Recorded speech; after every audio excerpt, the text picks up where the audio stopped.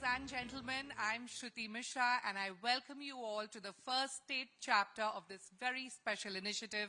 HSBC presents CNBC-TV18 Future Female Forward, the Women's Collective, in association with HCL Tech as a co-presenter, Deloitte as knowledge partner, FICCI as industry partner, and Reliance Industries Limited as an associate partner. We are coming live from T-Hub, Hyderabad, Telangana, a premier innovation hub enabling and empowering an ecosystem hungry for growth and pioneering ideas. Incorporated in 2015, T-Hub has provided 2,000 plus national and international startups. I thank the entire team of T-Hub and V-Hub for helping us organize and plan our first state chapter. To commence this beautiful evening, thank you very much. And to commence this beautiful evening, I would like to invite CNBC-TV18's managing editor, Shireen Bhan, to share her thoughts behind this initiative and our first state chapter. A huge round of applause, ladies and gentlemen, for Shireen Bhan.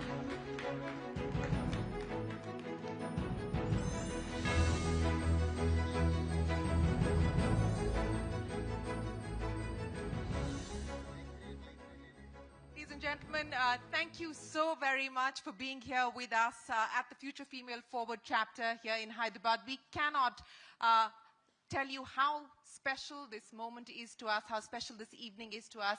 We truly appreciate the fact that you've made time for us here on a working day. So thank you very, very much for joining us here today. Here's a little backstory. What began as a conversation on a flight to Mumbai when I happened to discuss the idea of what is my passion project, Future Female Forward, with Hitendra Dave, the CEO at HSBC India, has not just become a reality, but it is now becoming a movement for change. From the launch on the 25th of November in Mumbai to the World Economic Forum's annual meeting in Davos, a Power Pack summit in New Delhi, Future Female Forward has covered significant ground.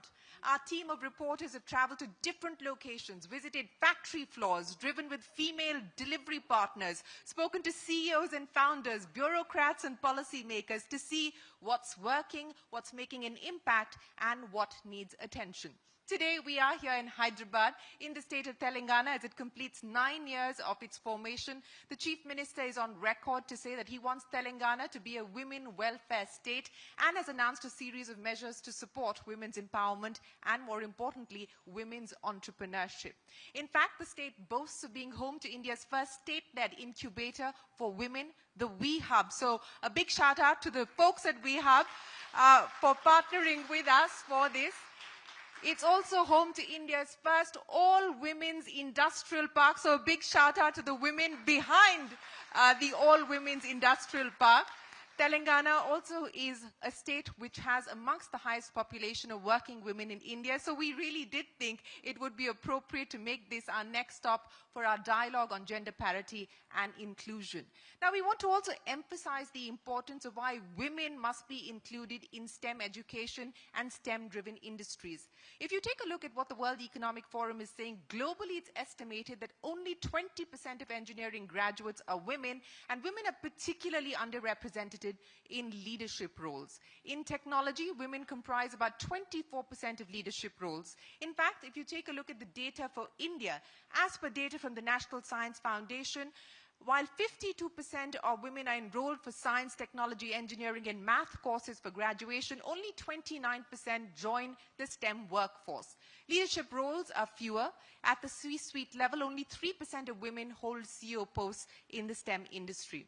So as we move towards a world where technology will be the currency, we must ensure that women are not left behind and that the gender gap does not widen. Speaking of technology, since the launch of Future Female Forward, my social media is full of stories of women who've broken barriers and have challenged the status quo. I wouldn't call it divine intervention, I'd call it algorithmic intervention. And last night, I stumbled upon a clip of an epic battle between the tennis legend Billie Jean King and the former #1 tennis player Barton Riggs. 90 million people tuned into what was billed as the battle of the sexes. King won, straight sets, 6-4, 6-3, 6-3. And when she was asked why she decided to take up the challenge, she said, and I quote, "I thought it would set us back 50 years if I didn't win that match. It would ruin the women's tennis tour and affect all women's self-esteem. To beat a 55-year-old guy was no thrill for me. The thrill was exposing a lot of new people to tennis," end of quote.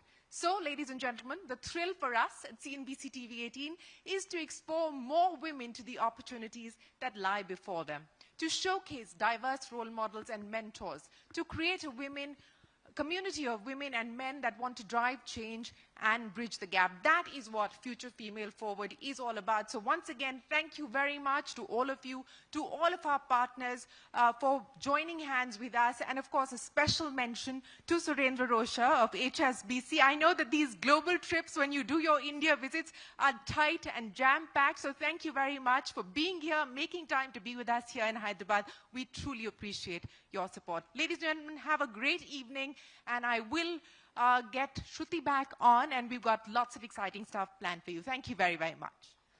Thank you, Shireen, for setting the tone for the evening, and request you to kindly stay back on stage.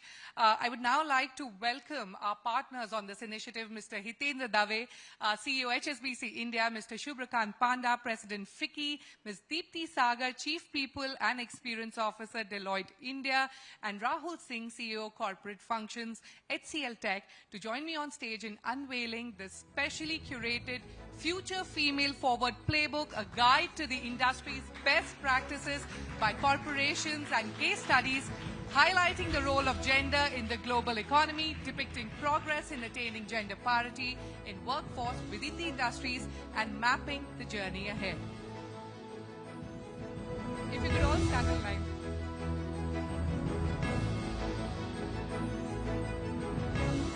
Ladies and gentlemen, a huge round of applause. This is the Future Female Forward Playbook.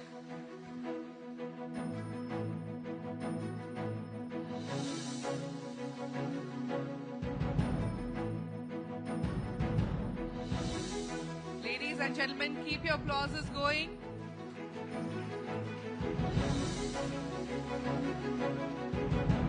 Shireen, if you could also talk to us about the playbook. The playbook is essentially everything that we've done so far. We've captured so many insights, so many ideas on what's working, what companies have done, what organizations have done to really try and bridge the gender gap. So this captures our journey so far and puts together those thoughts, ideas, the stories that we've captured. As I said, our reporters have been on ground covering everything: large organizations, small organizations, iconic institutions, upcoming institutions.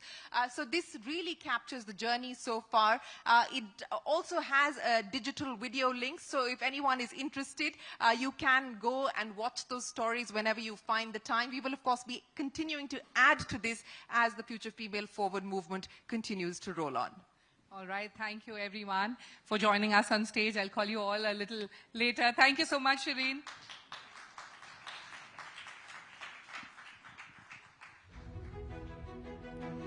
And now, let's take an inside view on what truly encompasses the Future Female Forward initiative. Take a look at the audiovisual. The fairest sex, they call us. But the rules of the game, are they fair? You know, we do have our skin in the game because we put everything at stake and believe in having and even eating our cake. Bold, aspirational, loud. Don't give us those labels. We're all unique, all valid, and all worthy. Dreamers, doers, and ceiling smashers. Standards and boundaries, we draw them. Stereotypes and self-doubt, we banish them. Equal pay for equal value. Let's create our destiny afresh.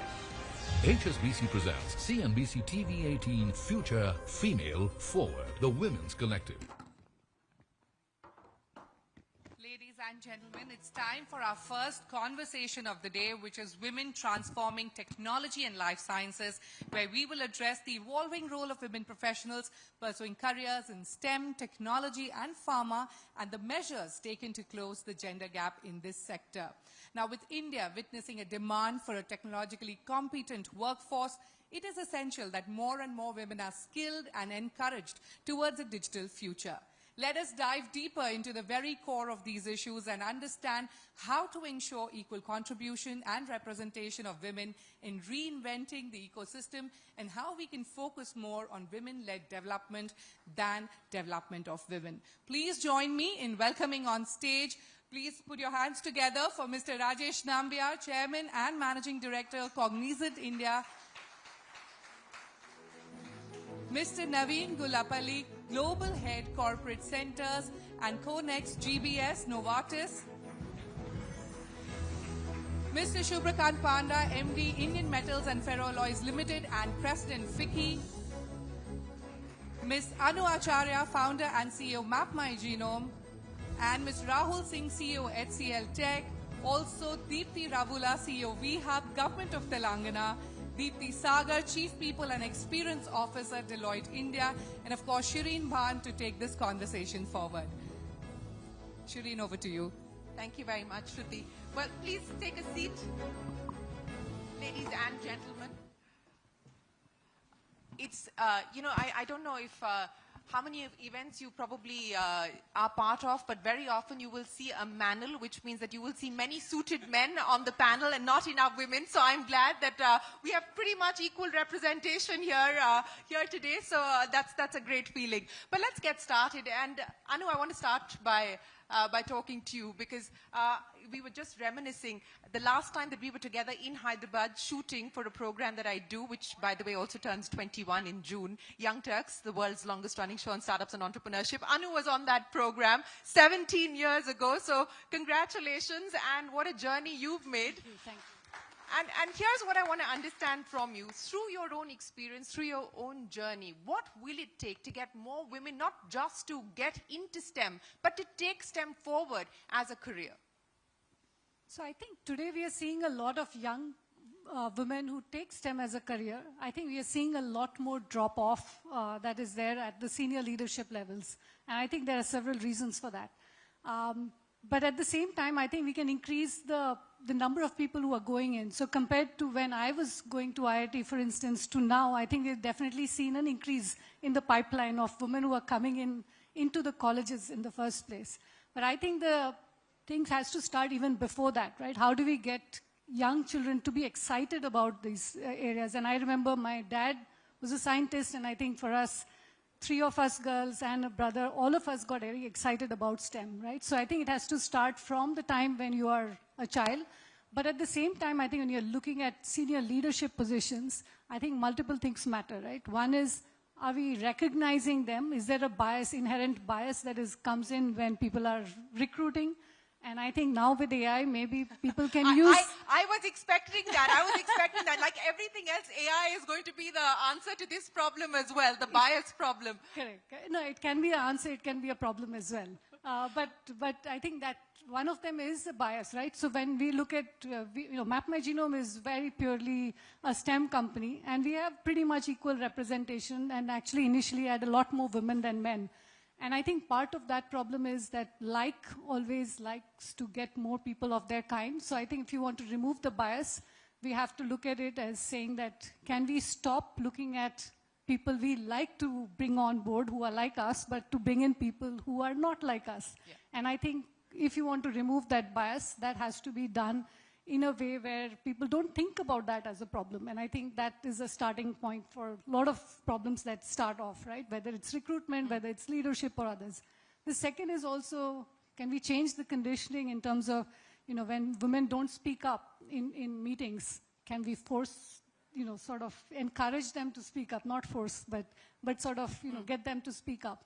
And things and I think the other bigger problem is that we don't have yet enough number of people who have already gone out through that funnel. And I think we need to have enough role models for people to be able to sort of be encouraged and inspired to be able to get there. So there are many more solutions, but I think, I'll let others talk about it. You've gotten us off to a great start. And I think, the idea about creating more role models, that's what Future Female Forward is about. We want to create a diverse set of role models so that people can see their own journeys in those stories that we are telling. But you brought up the issue of attrition, and let me get each one of you to comment on that. And let's start with what you're doing at Cognizant in order for you to be able to retain talent. Because, this leaky pipeline is not new to any particular sector, and it's not a specific problem to India. This is a global challenge. How are you trying to address that within Cognizant? Thank you, Shirin. Thank you for having me here. But I think, as Anu was mentioning, this cannot be a sort of a lip service which companies do, sort of addressing this DEI, which is diversity, equity, and inclusion. Diversity is, of course, in some sense, the mix itself, but then equity and inclusion actually make it really work in some sense. So when you look at a company like Cognizant, it starts from the top. I mean, I think the tone we set at the top is so critical for us to make sure that we are able to sort of take it all the way down to where we are actually able to make that, maintain that mix in across the teams and so on and so forth. Several initiatives. I mean, as I said, it has to start at the top. For example, our board has about 38% diversity. So we start from there and then go all the way down in terms of ensuring that we do at least try and get the, as you know, in the leadership, it's always an issue. And you mentioned it in the beginning in your intro, saying that we don't have a problem of supply in the beginning. I mean, when you look at university, etc., we do have a 52% enrollment of tech talent in the universities. We do a very good job of hiring those. So our initial intake from universities, roughly about 54-55%. That's really, I mean, it's actually above parity in some sense. Yeah. But then the moment they come in, as you rightly said, over the period, you tend to have this dropout and then sort of leaky pipeline, if you may. And then before we get to leadership level, it's very, it's not a good number for the industry and for everybody. Anything specific that you've done to change that? Yes, so 2-3 things. One is we do run like most companies, we do programs like Propel, for example. It's a great program where we do in 2 steps. One is in terms of the middle managers. When women reach a certain level, we make sure that we train them very specifically to make sure that they're able to take up the leadership roles. And that has to be done in volume, right? I mean, doing it for a small cohort is not going to be sufficient, so we do it in much larger number. That's one. Number 2 would be a program called Returnship, which is, when people want to take a break, go, do whatever they need to. They want to come back, how do you really enable them? I think it's a lot of work in terms of making sure that even though they've taken a break of maybe 1 year, 2 years, whatever it is, ability for them to come back into a workforce. And are we really facilitating some of that? So lots of programs around ensuring that, especially after, let's say, for example, maternity is the reason why they're taking a break. Can we support that, during the period as well as post-maternity when they come in? How do you really make sure that they're included in some sense? Right. So I can talk about many of those programs that we do in terms of doing that. Those are 2 good examples that you've shared with us. Rahul, speaking about, the tone from the top at HCL Tech, the chairperson is a woman. But let's address this issue that I raised, which is also about the fact that in a more and more digital environment that we're in a world where we are going to be driven by technology, do you fear that the gender gap is only going to widen if we don't encourage more women to take up STEM, to adopt technology, to be part of the digitization process? So,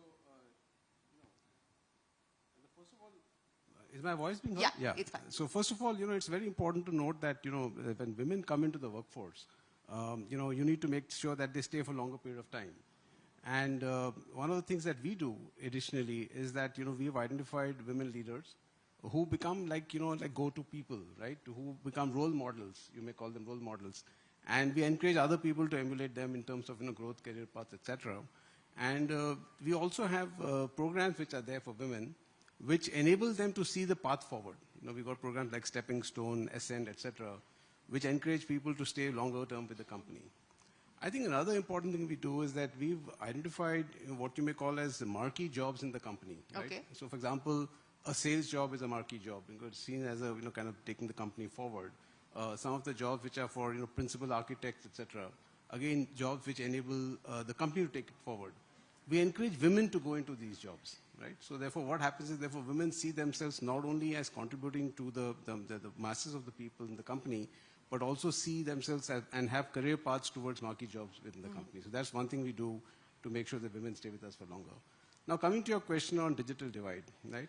So digital divide, it's something outside our company, because obviously we're a technology company, and a lot of our women employees are already digitally savvy. But digital divide is something which we have to address as a, as a society, as a company, as a culture outside our company as well. So we have, a couple of tiers of things that we do. Obviously, we work with our clients in certain accessibility-based products offerings that they have. We develop those technologies for them, which then in turn enable more people to access digital technologies. Also, what we do is that we have a certain amount of effort that we put in to make sure that people who come into the company. So, for example, we have programs in place today, where we take people who are not, let's say, from the English-speaking background, right? Who are educated in vernacular language. So how do we make sure that those people then get opportunities to work within the company in typically what is an English-speaking kind of an industry? Right? So these bridge programs, these bridge platforms, etc., in place enable us to then break the digital divide, right? So people who do not have access, and this is not only for women, but in general, digital divide which is there, for people who do not have access to the same kind of information. But so it's more pronounced for women. Exactly. It's more pronounced for women because they are also some of the weaker sections in terms of the ability to get this education. So many programs which do that, which enable the women to also come into the digital divide and come in more digitally savvy areas. Yeah, and I think we will have to collectively address this issue. As you said, it's not about one company or one organization. It will have to be addressed at a much larger level, at a national level, at a state level as well. We've got two Deeptis on the panel. So let me come to Deepti at WeHub first.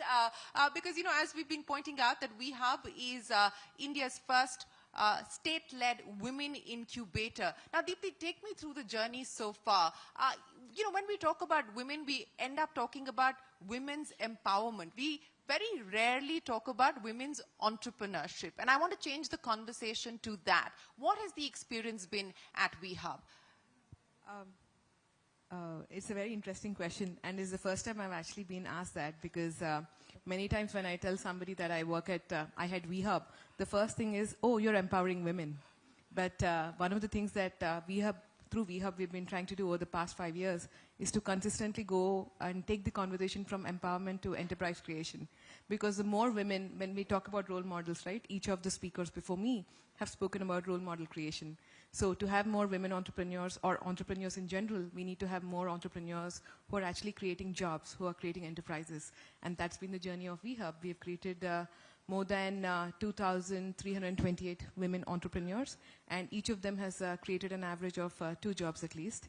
And we are also making sure that, while this entire conversation is to have more and more women entrepreneurs in the ecosystem, the focus for us is not to say that we'll lower the bar and say that everybody walk in. So one of the things we've been working on with a lot of focus is that to have more women entrepreneurs, it's not good to lower the bar. We keep the bar high and create more opportunities for more and more women who are homepreneurs, flexipreneurs, hobbypreneurs, any kind of entrepreneurs that they are currently, to become business owners. What is the biggest barrier to women enterprise and women entrepreneurship? How much of it is things like access to finance, access to credit? How much of it is cultural? How much of it is patriarchal? What is the biggest barrier? Simply put, the biggest barrier is access to WeHub, I guess. I think. Nicely played. Nicely played. The IPL is over, but that was a sixer. No, to be honest, I think the biggest barrier always is knowing where to go. Because a lot of times, when you ask all these questions, there needs to be one mentor or one-stop shop where they can come in and say that this is what I want to do to get my business going. And once you find that anchor, there is no stopping any entrepreneur who's raring to go. Yeah, I think you're right in that. Access to a community, access to a support system, access to mentorship, and of course access to finance, capital, etc. All of those are important. Naveen, what's the experience been at Novartis specifically? Telangana is also a state which is promoting itself as a hub for life sciences, healthcare, pharma, etc. This is also a space where actually we have seen not just the leadership role, but again, in general, a lot of women move towards this. What's the experience been like at Novartis? And if I were to ask you to add to the playbook that we just released earlier this evening, what are the ideas that you would put on the table? Yeah, thanks, Shireen. So Novartis has been in India since 1947. Probably one of the few large innovative pharma companies that has a whole range of operations in India, from research, development, technology, operations, etc. And I'm really fortunate to be part of this global company that is super committed to actually equity and inclusivity, right? And data doesn't lie, right? So 51% of associates in Novartis are female, 48% are leaders, 38% at the board level, right? And this is because we've been really inventive, innovative, and tried to challenge our own barriers to actually achieve this, right? There are many things that we've done. Generally speaking, 4 top things. One is to remove bias, right? So we use software, AI to screen our advertisements to remove gender bias, because bias is hidden. You don't know it's there. So when we post a job, it is neutralized, any kind of bias that we have. We are one of the first company to give equal paternal leave, right? So maternity, paternity, parental leave, equal parental leave out there. And then you think about what that removes, the social bias that we have, that mothers get the leave, fathers shouldn't be involved. You can see how such a policy change by a company might go a little way in removing that kind of I think it will setup go a and long bias. way, so kudos to you and a big round of applause as well to that. And I think, in fact, that's one of the ideas that comes up in the playbook, because this is something that many companies, and I know Sangeeta Reddy is here with us. Sangeeta, thanks for joining us. Sangeeta raised this as well in our Mumbai chapter. I distinctly remember this as an idea that we need to try and move towards parental leave. Let the choices be with the family unit as opposed to companies dictating who can or cannot avail of the leave and so on and so forth. And let the narrative change that the primary caregiver always has to be the woman. Of course, at a certain point in time, that is the case biologically. But provide the flexibility for family units to take those decisions. Sorry, I interrupted you. Go ahead. No, worldwide, the take-up is fantastic, and the response from our associates is, wow, it's amazing that we are working for a company that can think on those lines. Pay transparency and equity.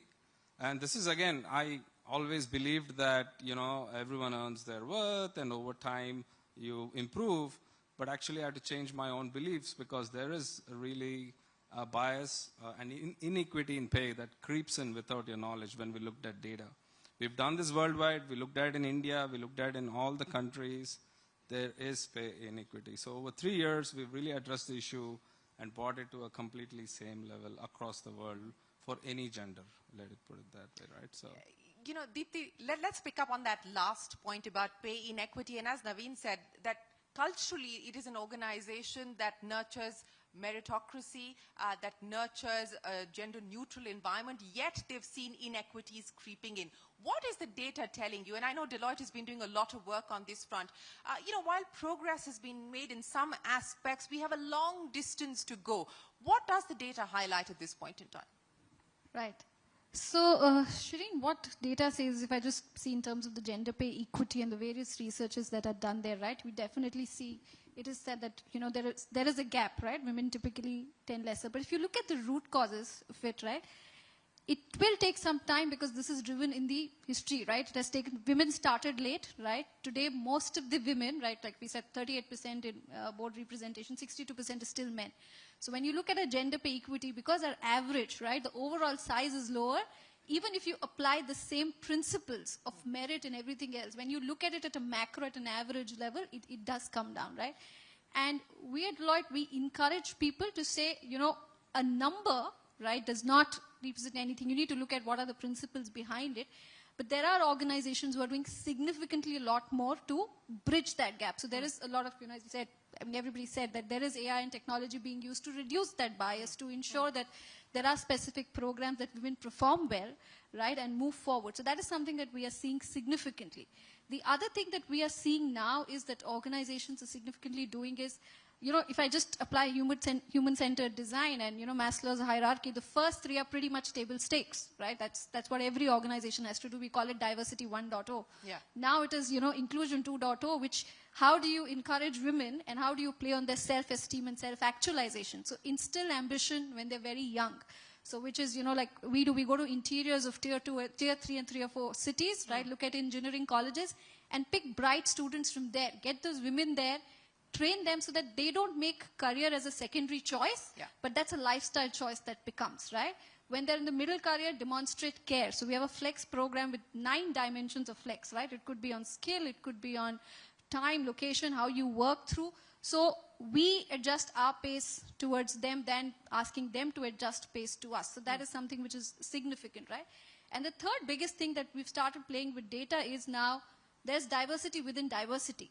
All of our organizations today will have women, which is Gen Z, as well as women, who've been there for 1960s and 70s and so on. Their value system, their ethics, their motivational drivers are very, very different. You would focus on maternity, but maybe for, leaders, you need to focus on a very uncomfortable conversation on, what happens to them during menopause and others. Most of the organizations are at a very infant stage of such policies and looking at that when you drive that. So I think it's a whole spectrum of these things that we need to look at, and that would gradually bridge the gender pay equity, which today I would say is a number because of a lot of historic reasons that are driven behind it. You mentioned menopause. I don't think that that's just an uncomfortable conversation. I don't think that that's a conversation that happens at all. That's not a conversation. We've just about started having a conversation about menstruation. I don't think we've got to menopause yet. But Shubhrikant, let me come to you because, we had put together at the Delhi chapter the FICCI CNBC-TV18 first survey, which had done a survey of the FICCI membership to understand what motivates women to stay on, what companies are doing to be able to retain women, how do you bring down attrition. Through the course of this journey, what have been the key insights that you're taking away now as you have these conversations? Well, first and foremost, I think it is important to have these conversations. And, we talked about role models, but also putting out these stories out there and seeing what companies are doing. And, there's a lot of wonderful work being done, but more companies need to emulate that. If I were to, for example, take a look at hardcore manufacturing, right? I think there were some inherent issues which held back women from participating. Those laws have been changed in terms of, women not being able to work the night shift or whatever it is. It's been quite a while since those laws have been changed, but the hangover effect sort of continues. And therefore, there needs to be, I think, very focused attention on in those sectors, in those areas where women's participation has not been up to the mark, to bring that up. And for example, if I were to talk about Odisha, there's been some wonderful work being done there in terms of skill development, where women are being picked up and trained in ITIs to drive heavy equipment in the mining industry. And so it's many a time it's in the mind as to what women can or can't do. I think there are enough examples here in this room and elsewhere to show that those are actually barriers in the mind and not any limitation in terms of the capabilities or ability or ambition. So in terms of learnings, I think what we really need to do is the playbook that you've put together needs to start getting thicker and thicker in terms of picking up more such examples of role models, of success stories, of companies which are going out of their way to achieve gender parity, and make that something that others aspire to achieve.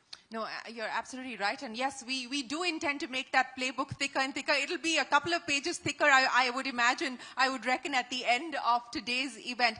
But Anu, I want to come back to you because, you talked about how you were one of the very few women at IIT when you were at IIT, and that number has gone up, but not significantly. Now, what do you believe needs to happen at a government level in terms of intervention to try and address this issue of getting more women to participate across these sectors, across these industries? Do you believe that government intervention can help? I certainly think it can help, but I think there are two main things, right? One is there has to be an intent that that I want to do this. And the second is that I think there needs to be a belief that this is going to change what outcome it's going to get, right? And I think once, and this is not just, I'm not talking only about the government, but I'm talking about in general. Like if we believe truly that diversity brings innovation, brings good outcomes, I think ultimately everything else follows.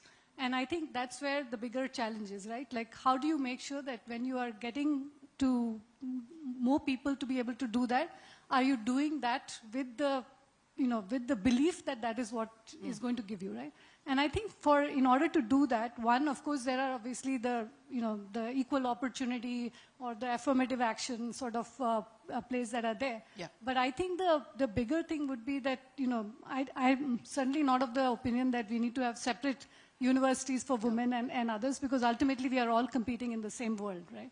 So I think what needs to happen is to say that, just like in some of the European countries, we had, certain number of board seats which were reserved. I think similarly, I think once you set the target, not at 30%, but say that, you want to do 50-50. And I think that's not a difficult thing to do. We are actually more women than men, I think, if I'm not mistaken, in the country. But at the same time, I think when you look over here also, I think you saw more men than women, at least over here when you just saw. So I think we need to change that. And in order to change that, I think the government certainly can do certain amount of things, and I'm sure they're already doing some of those. But I think it has to be something that is intrinsic belief. And I think when it's intrinsically belief and people don't feel that their jobs are at risk, then I think we will start seeing more of that happen. Yes, if the pie is growing and you don't feel like you're taking or you're going to be replaced or, somebody is replacing you, you need to change that perception and that narrative as well. But Deepthi, I want to address this issue of what the government can and should be doing. And, let's look at the example of WeHub, but let's also look at the example of T-Hub, because the government, in a way, is supporting the idea of entrepreneurship. The government is funding it. 450 crores has been put on the table as part of that initiative. What do you believe through government programs we can do to nurture the spirit of entrepreneurship and entrepreneurs, irrespective of gender? So, as you rightly pointed out, I think in the state of Telangana, we have created T-Hub, WeHub, TSIC, and many other initiatives. So the simple answer to your question is give everybody an opportunity. And that is what we are trying to do in Telangana through each of these initiatives. A simple example, we have a program which is run by Telangana State Innovation Cell, whose focus is, the name is called as Intinta Innovator. The focus is to say that every home has an innovator. So we are actually making sure that we are highlighting and creating opportunities for them to shine at every level, so that when they feel that they are ready to be an entrepreneur, they already have a platform and a take-off runway kind of a thing that's already been created. The second thing also is that in addition to the spotlight that we're putting on it, there's also a lot of focused programming that is going on. So to add to what Anu mentioned, there's a lot of wonderful ad hoc initiatives that are going on, right? But when we started getting involved as a government, we made sure that every program had a start, a sequence that we were following, and a proper monitoring and evaluation as well, to make sure that it's not what we are delivering, but what is actually coming out and what are the outcomes that are expected. And that is something which needs to be done, and that's what we are doing. No, and I think that's the perfect segue to get each one of you to comment. Naveen, I'll start by asking you, you said 38% at this point in time is the representation at the board level, etc. So what next now? Have you set any further targets? What is it in terms of outcomes that you hope to achieve? But more importantly, what is the execution roadmap to get to that outcome?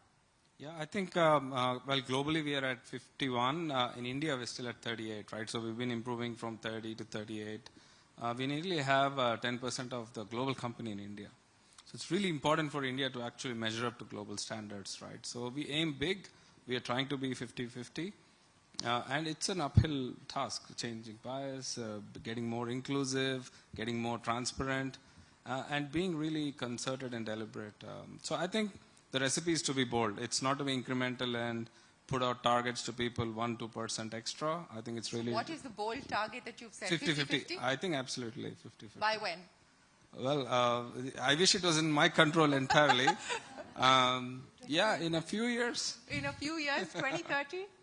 Definitely. Yeah, definitely. Yeah, okay, so that's not too far out. I mean, it is far out, but it's not too far out. So 50-50 by 2030, Novartis India, 50-50 gender parity. Well, we wish you the very best of luck with that, Naveen. Rajesh, what's the bold target that you're setting for yourself at Cognizant? No, I mean, there is no other target than parity. I mean, it has to be 50-50. It doesn't matter at what point in time you're going to achieve. But the question, Shireen, is going to be what are we doing to get there, right? I mean, ton of things that we could do. As I said, every company will have its own ways of doing it. We have a program called Completely Cognizant. Basically, what it means is that there are multiple initiatives, such as we have something called Project Shakti, we announced recently. You talked about menopause. we were the first organization to actually go out and have a menopause guideline, which was issued to all the managers, so that you got to understand, at a certain phase and what the women go through, and then if it has a certain impact on their work life, how do you really manage it and make sure that you understand it. Then you deserve a round of applause as well. Thank you. Appreciate it. Yeah. No, I mean, things like that, we got to really go above and beyond. As I mentioned before, people often confuse between equity and equality, and it's very, very different, right? Yeah. I mean, in my mind, equality would be something that, you give everybody a pair of shoes, but equity would be giving the a pair of shoes which actually fits them. So I think it is important for us to sort of look at those nuances when we deal with the broader workforce and understand what actually works in the broader population. So we invest a lot of time in 50 kind of a ratio, but it starts slimming as you go to the top. And the way we have decided to do our program is to continuously make sure that the improvement happens to the existing ratios. Right? And a lot of programs are being put in place to achieve those objectives. As I mentioned earlier, when women come into the workforce and then they, let's say, are tried after 4 years or 5 years of work, what do we need to do to bring them back? Returnship programs. What do we need to do to make sure that they are seen as role models? So can you give them marquee jobs, as I mentioned earlier, so that other women see them as well and kind of aspire to do those kind of jobs and functions. So essentially our percentages of diversity are to keep improving. We have stiff targets. Our chairperson is a woman, as you know. Yeah. So we have a diversity committee which is chaired by the board. And we look at our ratios across the regions, countries that we work in, across levels of people that we have, and keep improving a year-on-year basis. Well, the route to excellence is through daily improvement. So I guess that's the path that you're taking forward. Shubhakant, what's the target for the company? And then, of course, at FICCI as well. Well, on the company perspective, we are still at a somewhat early stage, and we're working on addressing, like I said, how to get the right talent in and provide the enabling atmosphere for women to succeed. And but answering from a FICCI perspective, let me just mention a little bit about the all women's industrial park that you referred to in your opening comments. I was there this morning. It's the Flow Industrial Parks, yes, which is the FICCI ladies organization. And I must, I was absolutely taken aback by the wonderful work which has been done in terms of an all-women's industrial park, and must truly compliment the government of Telangana for the, for this initiative, and also the Flow local chapter for the work they have done to ensure that things are, that this is set up in the right way, and actually adhering to the policy that all the units which are operational there or have been allotted land there are 100% women owned, because that is the policy, which is not necessarily implemented, but they have ensured that it is. And I think it's important to do this, and in a manner which breeds more success. And I think the other interesting thing about the industrial park was that there are a diverse set of women entrepreneurs in various from assembling ceiling fans to hydraulic lifts to actually some defense equipment, etc., powder metallurgy. And it was wonderful to see that at work. And it was, as I termed it, it was actually women empowerment in action, breaking barriers, instead of talking about it in an esoteric manner. And, the women here and the companies represented here, the policies which are in place, I think is one way of doing it, and actually seeing action on the ground in terms of women entrepreneurs, going out there and succeeding, I think is great. Oh, absolutely. So more such, I think that's something that we need to replicate in other states. Without a doubt. Deepti, I'm going to give you the final word on this. On the back of the data that you've been looking at, and of course one of the other important aspects that I know that the Deloitte report highlights is the fact that there is a disproportionate amount of burden when it comes to mental well-being, depression, anxiety, etc., that women have to endure, especially working women have to endure because of the many challenges and the constant balancing act as well. So prescription time, the road ahead. So you're right, Shireen, while over the 3 years, if you see the trend, this year we have seen a decline compared to the previous year. There's been a 10% reduction in the Women at Work survey when we looked at the burnout and the anxiety levels, but it is still there.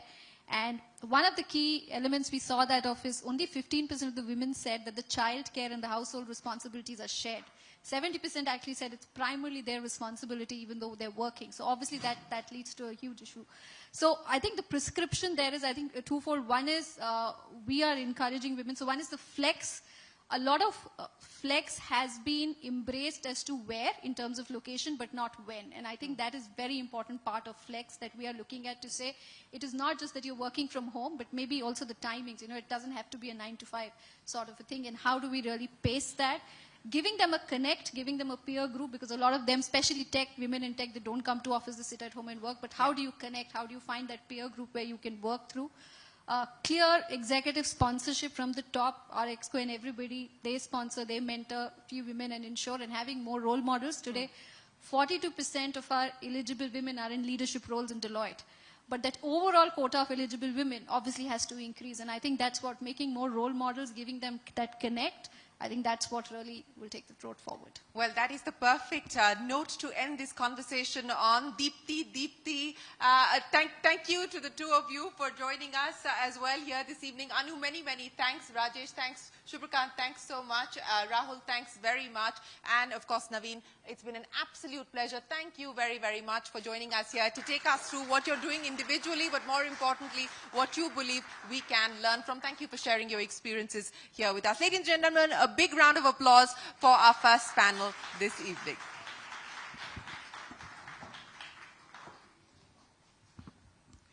Thank you, everyone. Request you all to kindly get back to your seats. And once again, ladies and gentlemen, a huge round of applause for all these leaders for telling us how through meaningful actions, milestones can be achieved and we can move closer towards making gender parity a reality.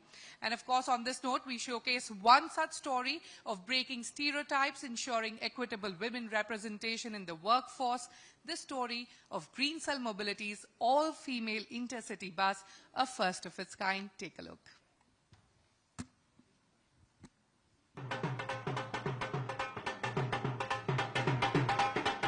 Indian state electric mobility startup Green Cell Mobility has made it to the record books by flagging off an all-female intercity electric bus, a first of its kind according to the company. Flagged off from Delhi's ISBT, the bus was driven to Agra by a woman. The entire support staff, comprising of over 3 people, was also all women, and over 20 female passengers were also on board. Coach Captain Sumitra says this was a big milestone not just for women but for her personally, as she had to struggle to persuade her family to get on board with her aspirations. पहले तो घर से ही challenge होता हमारे लिए, ठीक है, और पहले तो घर वाले कहते हैं कि गाड़ी चलाओगी तुम लोग, ठोक दोगी, ये कर दोगी, वो कर दोगी, मतलब काफ़ी घर से ही सुनने को मिलता है, आस पड़ोस वाले भी काफ़ी कुछ बोलते हैं, फिर रोड पे चलते के साथ ड्राइवर्स बोलते हैं कि अब तो ये हमारे पेट पे लात मार रही है। घर वालों का मनाना आसान नहीं था सर, बहुत मुश्किल था, बहुत ज़्यादा मुश्किल था। बस ये है कि मुझे करना है तो करना है, आपको जो अच्छा लगता है, जो ठीक लगता है वो करो, आप पीछे वाले की मत सुनो, सामने वालों की मत सुनो, साइड वालों की बिल्कुल ही मत सुनो। Green Cell Mobility says this is just the beginning and hopes to do more to help women break into roles traditionally dominated by men. The whole idea is to give more and more chances and increase our fleet where more women participation and inclusion is there. People go through extensive training. All right, truly a one-of-its-kind initiative. I would now request Sri Jayesh Ranchan, Principal Secretary of Industries and Commerce and Information Technology, Departments of the Telangana Government, and Mr. Surendra Rosha, Co-CEO of HSBC Asia Pacific, to please join us on stage for our conversation on the transformative journey of women in Telangana and India. Shireen, request you to again take this conversation forward.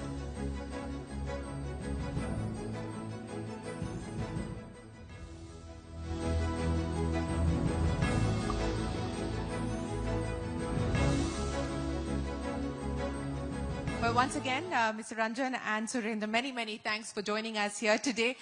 We've heard a lot about what is happening in the state of Telangana. We've just been given a tour of the T-Hub, and of course, we know the story about the V-Hub as well. And as I pointed out, the Chief Minister is on record to say that he wants this to be a women welfare state. Now, as the government completes 9 years in office, as the state completes 9 years as well, what is it that you believe is required at this point in time in terms of intervention, in terms of prioritization, Mr. Ranjan? Sure. So, Good evening, everyone. Good evening, Mr. Rocha. First of all, thanks for bringing this event to Hyderabad. Quite belated, I would say, but nevertheless glad that it has come here. So to answer your question, I'd like to make a fundamental point to preface my answer. See, one is that when we talk about women or female, first of all, we should recognize that it is not a heterogeneous group. I mean, it's not a homogeneous group. There's lots of heterogeneity. There are urban women, there are rural women. And we should also look at it from a life cycle approach. So whoever is a woman today is born as a girl baby, and then she grows up, and then obviously she attains womanhood, and then she becomes older. So in Telangana, whatever we have done in the last 9 years, in some ways we have captured these two things. First of all, we have designed programs for urban women, for rural women. My colleague Deepti was in the earlier panel. She spoke about an interesting program which runs in the rural areas to capture innovation, entrepreneurship. We have a strong self-help groups movement in the rural areas. And we have also taken this life cycle approach. So for example, the kind of programs that are run in Telangana for young girl children through Anganwadi programs, through early schooling, through kind of late schooling, what kind of attempts are made to encourage more and more girls to choose STEM courses, not to get intimidated by the fact that people before them have chosen an easier kind of a career path, or many of them don't have a formal career to kind of speak about. So these are some of the nuances through which our government has operated. And at the end of these 9 years, I feel very proud that we have been able to show amazing results on different fronts. VHub, T-Hub are some of the examples, but lots of good work has happened at the grassroots in terms of social mobilization. In fact, you'll be amazed to know that Telangana has a bank run by the government, which is a bank meant only for women. It is meant for self-help group women. And today it is the largest bank of that category, that class. So lots of things we kind of don't acknowledge or don't talk about. But if you look at the totality of the picture, there's a lot that we have done, and every initiative has been well thought through. There is a purpose, there's a way to monitor the outcomes, and the success of these 9 years they speak for themselves. Well, you know, you're right in pointing out that we must not treat this as a homogeneous group, that there are many differences, and hence there cannot be a one-size-fits-all solution. And I will get to some of those specific interventions in just a second, because you talked about this life cycle approach that you have adopted as far as your policies are concerned. But Surendra, you know, he was talking about setting up a bank that services women, and I want to understand from you at HSBC, not just from an India perspective, but more from a regional perspective, since you oversee the region as well. What, you know, this is access to capital, access to finance is a big challenge for women when they want to get into business, for women when they want to scale up. Even women entrepreneurs find it hard to get VC funding, for instance. It's much easier for the men to do so, and that's what the data tells us. What's been your experience, and how do you believe we can remedy the situation? Firstly, good evening, and thank you for having me here. And congratulations on this initiative. It's a fantastic way forward. Look, I think the point about homogeneity is a very important one. And we have to recognize that it is not just homogeneous across the region or in India or in a particular group. And when it comes to entrepreneurship, it differs again, because there are, in our experience, there are women who are starting out as entrepreneurs. There are women who worked a fair amount of their career and then want to branch out on their own. And the barriers are quite different across this space. I think for an organization like us, one of the strengths is the network. And what do we bring into that conversation is really being able to bring people who've done that journey or made that journey into the conversation, connect them with the person who wants to be an entrepreneur, who's perhaps facing challenges which someone else did and has overcome. And creating that network does create the opportunity to lower the barrier of concern that occurs, or the barrier of in your mind that occurs that says this looks too difficult. When you've seen somebody else do it and they talk to you, so that mentorship, that allyship, and it doesn't necessarily have to be a woman entrepreneur talking to another woman entrepreneur. It could be a male. So the idea of a male ally in this conversation, or a male mentor, is equally accommodated. So I think for us, that's really important. Access to capital is difficult always. It doesn't matter which gender you're from. No, it is specifically harder for women. It is specifically, I'll acknowledge that. But the reality is, having access to that network is equally important. I think that's super important from the perspective of what someone like us can do to assist in the journey. Right.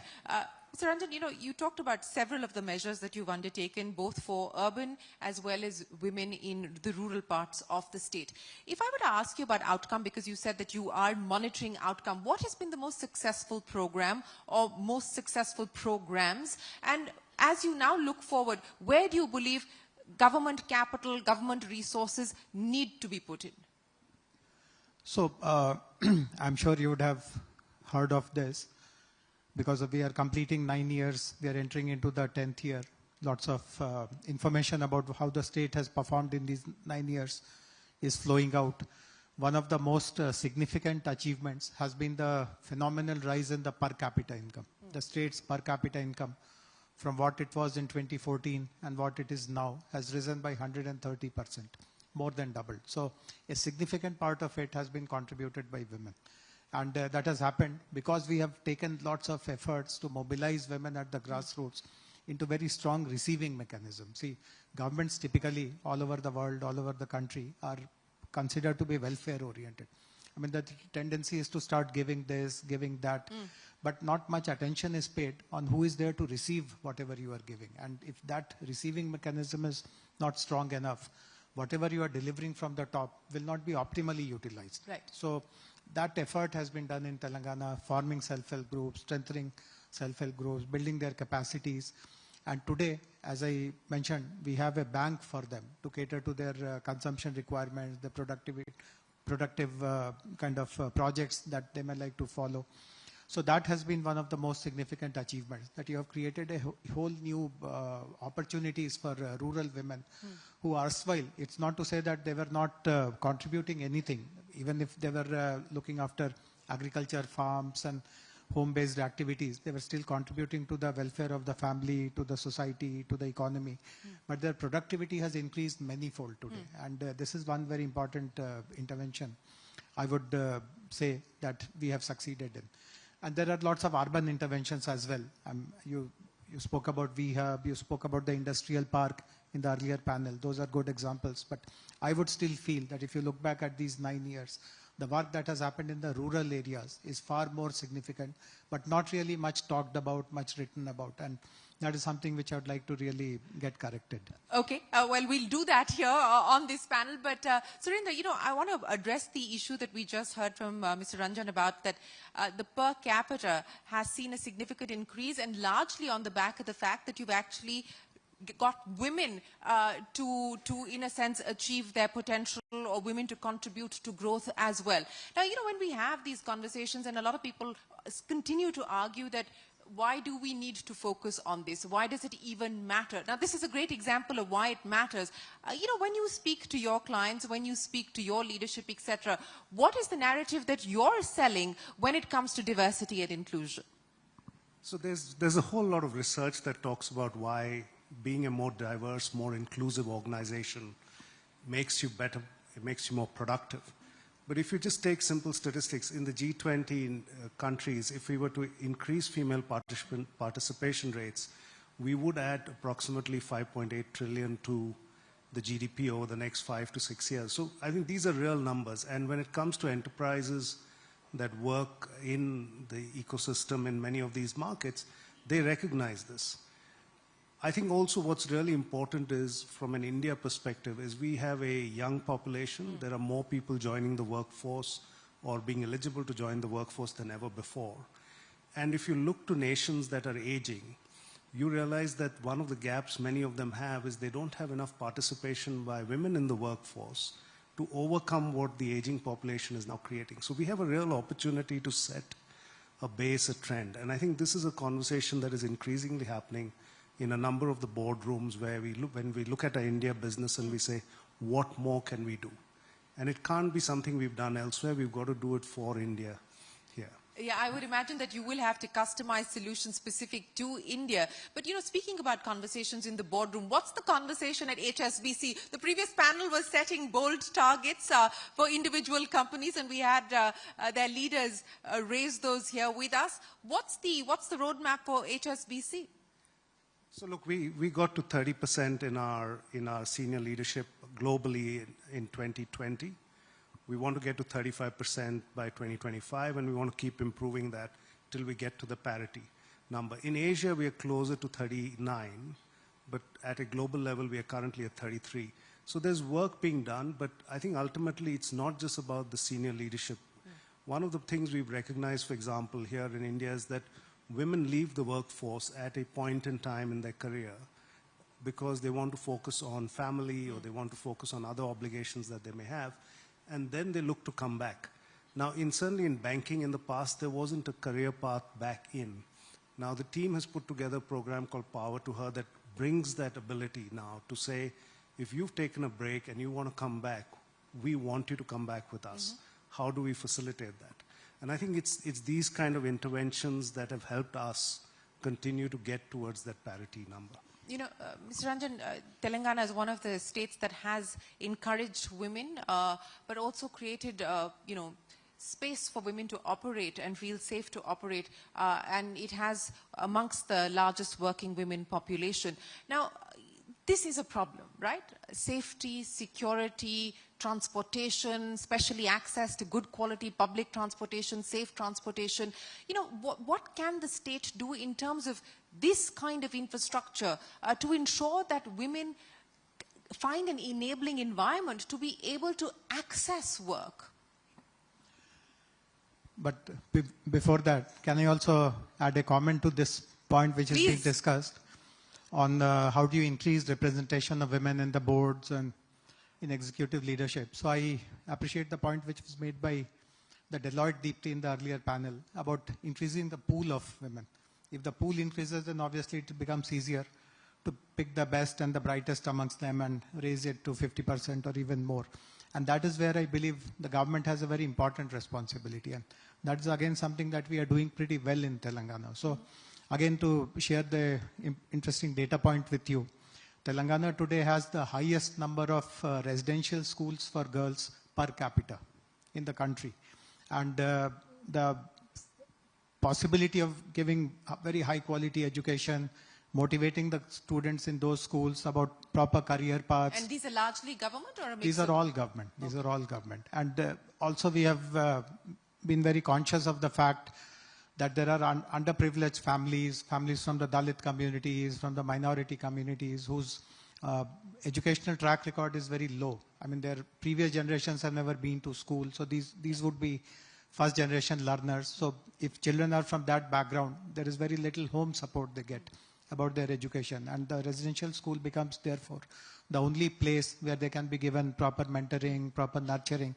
So these schools are doing phenomenally well, and this again has been a very conscious decision. So you spoke about 450 crores which has been spent to build this facility, the T-Hub that is, but thousands of crores have gone behind those residential schools. And again, that is the foundational kind of work which our government does to ensure that more number of girls get into schools, get into very high quality educational opportunities, not ordinary schools. So if you look at the board results, or we have this common engineering exam, entrance exam, which is called MSET. You see who are the students who are topping these kind of exams. These are typically students from these residential schools. Many of them also get a chance to crack at some of these national level competitive exams. They do so many other great things. Some of them have even climbed Mount Everest. You will not believe this. And that's a girl, incidentally, from one of the residential schools. Well, that only goes to show that girls and women can do anything that they set their minds on. Of course. So that is what. So to address the earlier question, I mean, if you push someone to say that whether they will achieve 50% or not, I mean, definitely there must be an internal target. But is there a large enough pool to pick women leaders from is something also needs to be worked through. And that is where we meaning the government, can play a very important role. But to quickly address what you had really asked me about safety, about a congenial work environment. So again, I believe that that's something which is very, very important. And our Chief Minister was very focused on this when he took over the responsibilities of Telangana, one of the first initiatives was to send a team of women officers across the world to find out what are the best practices to ensure safety, ensure that kind of levels of comfort of participating in a mixed workplace. And 2-3 very important outcomes. One of it is called She Teams. So in Hyderabad, so we are right now in a place which is called Cyberabad. This enclave is Cyberabad, where all the tech companies, all the knowledge institutions are located. So you will not realize, but there'll be amongst the thousands of people who are milling around, lots of people in plain clothes who are actually policemen, who are members of the She Teams, and they are kind of keeping a watch, keeping an eye, increasing the number of surveillance cameras, making the companies, the tech companies who are located in this enclave, participate with the government in doing community patrolling and community policing, citizen policing. There is an institution called the Cyberabad Security Council, which is largely populated by the tech companies and the local police. So lots of things have been done, and I don't have precise data, but I know for sure that the crime levels and I mean these kind of issues which typically pull a woman down or a family down from sending their girl children to work, those incidents are very far and few between. I don't have, as I said, precise data, but I won't be surprised if the numbers which are registered in Hyderabad are amongst the lowest amongst metropolitan cities. Okay, that's good to hear. But Surendra, I want to come back to you and talk about, access to technology and how you are, for instance, using that. The previous panel talked about access to technology and the use of technology to remove biases. As a bank, for instance, how are you using technology to also ensure that lending becomes a lot more inclusive?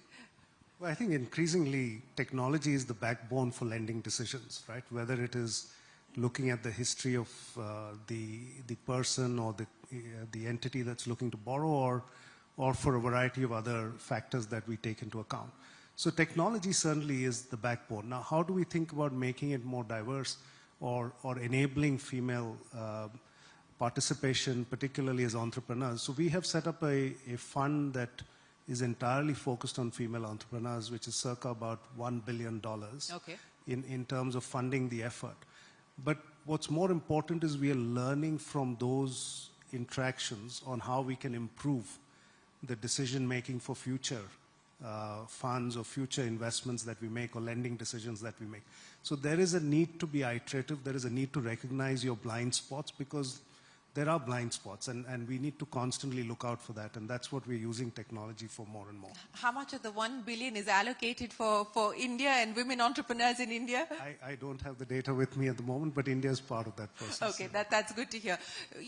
You wanted to talk about some of the efforts on the rural side that you believe have been the most impactful, and I want to address that issue because, this movement is also about diversity. It's not just about talking to certain kind of women from a certain socio-economic background. It is talking to women who are part of self-help groups. It's talking to women who don't have access to technology and education and so on and so forth. How are you addressing some of those needs, which continue to be a big challenge in large parts of India? So I alluded to it earlier, that it begins by very strong dose of social mobilization, create very strong self-help groups, and build their capacities to the best possible level, so that whatever tomorrow you want to deliver to them, they understand the value of it, they reciprocate, they participate. So that foundation is very strong, Telangana. Again, since I don't look after that part of the work specifically, I don't have precise numbers, but I know for sure that literally every woman in the rural areas, particularly those who belong to the poor communities, etc., they have all been mobilized into strong groups. And once that mobilization is done, then you start discussing with them what could be the best livelihood options for them. So first of all, you look around, what are the others doing, which is doing well? Can you replicate it? Are there entry barriers in doing that? Is that opportunity saturated? So in a very structured and scientific way, that kind of guidance is given, opportunities are identified, and then through the proper procedure, like you prepare a business plan, you pose it before a funding institution, you create institutions locally who will handhold you, you tie up backward linkages, forward linkages. So as I mentioned, the per capita rise which our state has seen, a large part of it has come in this manner.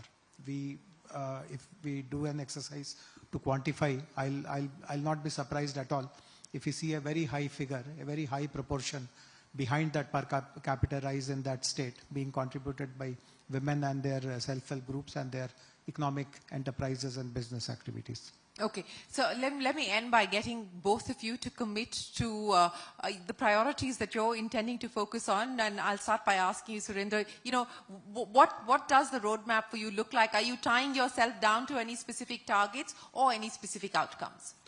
Well, I think the outcome ultimately has to be parity at a leadership level. Our largest workforce globally is in India, and our lowest gender participation in the leadership level is in India, which sort of amongst our larger markets. So we have a lot of work to do. We need to be micro in our interventions to help this process. So that's certainly something we're committing to. But I think more importantly for us, it's to be part of journeys like this so that we can learn from other organizations and bring those practices into ours as well. So, Mr. Ranjan, year 10, give me a sneak peek into what we can expect in terms of priorities, in terms of fresh announcements, in terms of fresh measures. So I can speak of the subjects that I look after. I look after information technology, industries, entrepreneurship, innovation. That's pretty much most of it. No. I don't look after, let us say, the rural activities that I spoke about, education, where great work is happening. But in the things that I do... You'll fund that. We are already doing pretty well, but definitely there is no end to it. You need to do more. So, for instance, there are 3 dedicated industrial parks for women entrepreneurs. We would like that number to go up, more and more women to take up manufacturing activities, high-tech manufacturing. Similarly, we have VHub in Hyderabad, which obviously has been doing great work. But we would like this to be decentralized, have maybe 5 more VHubs or 10 more VHubs in the sub-district levels in the state. We right now have approximately 30% girls who complete their 12th grade who join a STEM course in the state. We would like that number to maybe double or even go beyond that. So these are all doable because, as I said, the first 10 years have been spent in laying down very strong foundation, doing that foundation work, which is very important. If you don't do that, you just won't reach there. So that has been done. It has given us very encouraging initial results, and we want to build upon it and do much more in the coming 10 years. Well, we look forward to the much more that you speak of. And thank you very much for joining us here this evening, for sharing with us what's happened in terms of impact so far, but more importantly, what you hope to achieve along the way. Surendra Rosha, thank you so much for joining us here this evening. We appreciate your time, and thank you for sharing your story and your journey here with us. Ladies and gentlemen, a big round of applause for Jayesh Ranjan and Surendra Rosha.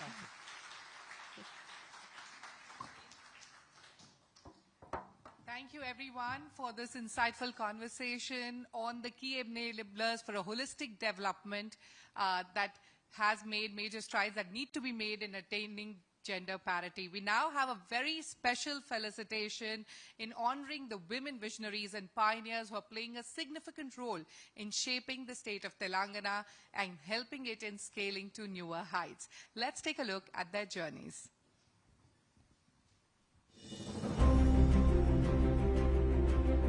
Every opportunity comes with its set of challenges, and the ones who rise above these challenges emerge as pioneers.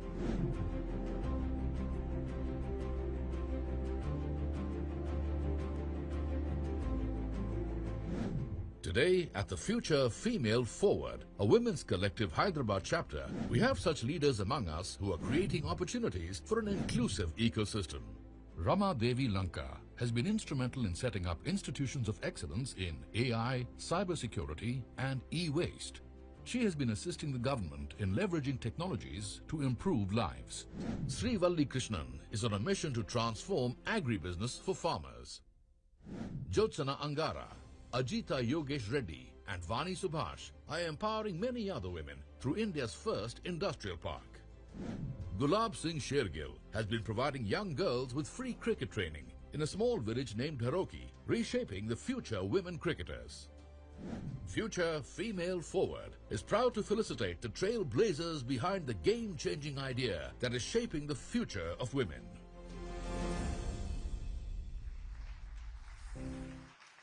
I would now like to call back on stage Sri Jayesh Ranjan, Principal Secretary of Industries and Commerce and Information Technology Departments of the Telangana Government, Shireen Bhan, and request Dr. Sangeeta Reddy, Joint Managing Director, Apollo Hospitals Group, Mr. Shubhrakant Panda, President FICCI, and Mr. Hitendra Dave, CEO HSBC, to felicitate the catalysts of change whose undying passion is transforming lives and livelihoods of women at large.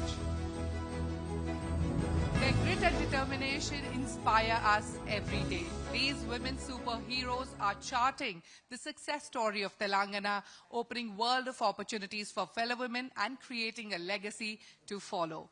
Please join me in welcoming Rama Devi Lanka, Director, Emerging Technologies, Government of Telangana. She's been leveraging the power of emerging technologies to impact lives and further strengthen the Indian economy.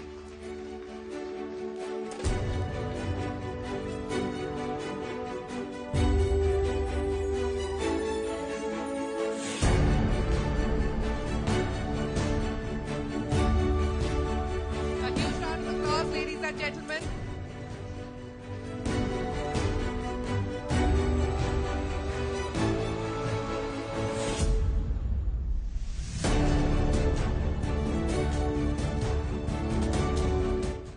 Before I get you to speak, I'm going to get Mr. Ranjan to say a few words about her because you know her work very, very well.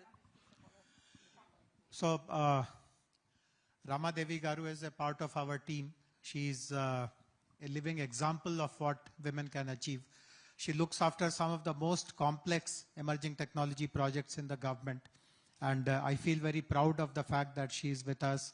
She has implemented more than a dozen artificial intelligence projects, blockchain projects, and so on and so forth, and doing amazing work.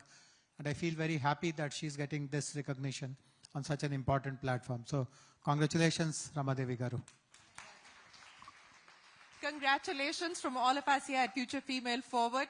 You know, as we just heard there from Mr. Ranjan, you've been working on championing the cause of emerging technologies, including artificial intelligence. I know, I can't remember, I think it was HCL Tech, but I remember a woman leader saying this, that, you know, when people saw me walking up to the boardroom in a sari, especially when she was making presentations abroad, they would always think that, can she really talk about technology? Have you had to face these kind of barriers as well? And what would you say to young girls who are watching you today? You know, what would you advise them to do? Thank you, CNBC-TV18, for giving me this award. I can relate to the question that you just now asked me, you know, and I'm always in two minds when I'm going to events such as this. Should I wear a sari or something else? You know? Because, yeah, this is true, you know, it could be a stigma attached to it, you know, where people think if you're not wearing those, you know, Western kind of clothes, you're not, very sophisticated or, you know, very knowledgeable. But now we do see women, you know, in saris, in traditional dresses doing, you know, great work in technology. And I'm a living example, as Jayesh Ranjan sir has indicated. And one message that I would like to, you know, pass on to the girl students out there, you know, I was getting average marks in mathematics, you know, yet I could work on, you know, such advanced technologies. So I urge all the girl students to take up these STEM courses. While you have indicated that, you know, it's actually the leakage in the pipeline, but I still urge all the girl students to actually choose STEM courses so that, you know, we have equal representation of women in all the sectors. Well, you know, more power to you, and you're absolutely right. It doesn't matter what you wear. It boils down to what you bring to the table and what you can deliver. And there is so much that you've been able to deliver. So thank you very, very much, and congratulations to you once again. Many congratulations, ma'am. Thank you for joining us this evening. Ladies and gentlemen, please put your hands together for Srivalli Krishnan, Senior Program Developer at Bill & Melinda Gates Foundation, who's working relentlessly towards building stronger, inclusive business models that promote inclusion in agriculture and food systems.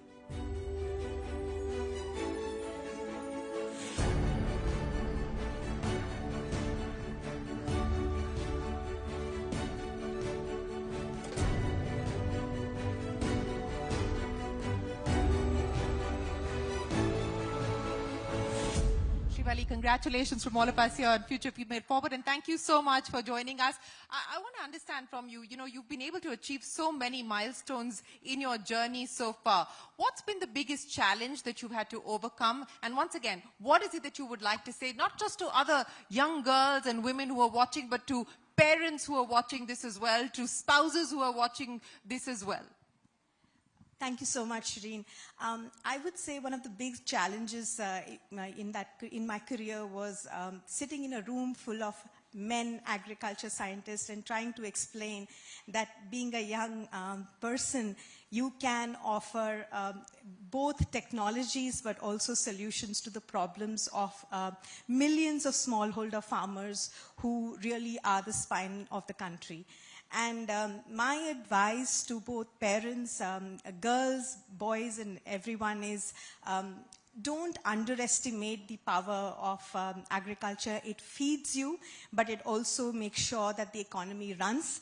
And at this point of time, I also want to make sure that whatever we're talking about technologies, from artificial intelligence to IoT to robotics, it needs to grow and it needs to go into the field to make sure that it really helps in transforming the sector altogether. Thank you.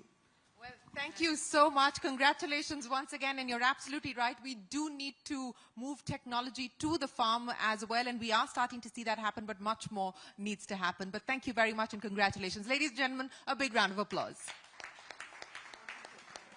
Thank you so much, ma'am, for joining us here this evening.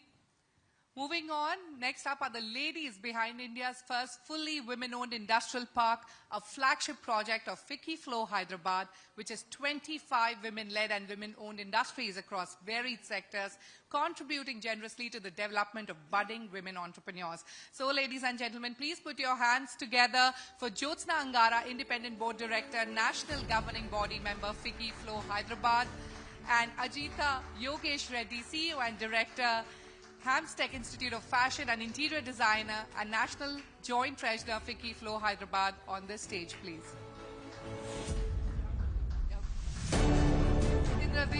We had called for you, sir. Kindly come on stage to felicitate our awardees this evening.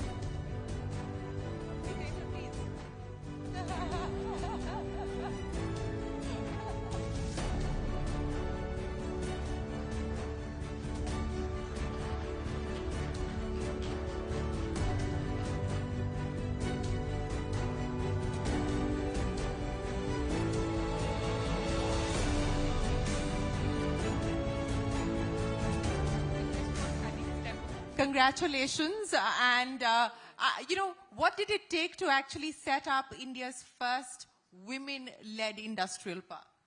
Oh, my goodness. Firstly, thank you for bestowing this honor on all of us here. I think the organization, the chapter, all of us are very proud. There are two people standing along with me here who sowed the seed into my head. Mr. Jayesh Ranjan, over a dinner conversation. And this lady here, on umpteen occasions, when we thought it's just not possible, so it's almost got a nudge from there. And of course, the team itself has worked wonderfully. We never ever thought, where will this take us? What's the impact going to be? Never ever thought on those lines at all. But I think today, as we stand here, we feel so much taller than what our heights are. Yes, and the number of women who've gotten impacted with this, not just the 25 units, but beyond that, and the true contribution to economy. That's what I think drove us continuously, tirelessly, and I think we are ready to replicate this across the country. That's what we're looking for now. Absolutely, and I do hope that we do take this across the country and replicate this model. You said you started from scratch and today at 25. What's the aspiration? What is it that you would like to see? So yes, it's now 25 industries, but we have a promise from the Telangana government that, you know, this could be more. So that is definitely driving us to ensure that, you know, this facility and the effort that we are putting not just restricts us to only 25, but many more than that. So that is one. But the second is, now that these 25 units are there, we want to create a sisterhood, you know, where we ensure that all the members of FICCI Flow across India, which is over 10,000 members, try and use this database of these industries to see how they could, you know, increase their business. So that definitely is our point number 2, which we want to take forward and ensure that these are absolutely, you know, empowered women and great businesses and profitable ventures. Thank you. Absolutely. More power to you and your teams, and congratulations once again. Thank you so very much for joining us here. Ladies and gentlemen, a big round of applause for the team behind the first women-led industrial park. Ajita and Jyotsna, many thanks for joining us this evening. Congratulations once again. Moving on, ladies and gentlemen, please put your hands together for Gulab Singh Shergill, Police Constable Patiala, a visionary who has taken it upon himself to transform the lives of young girls through cricket.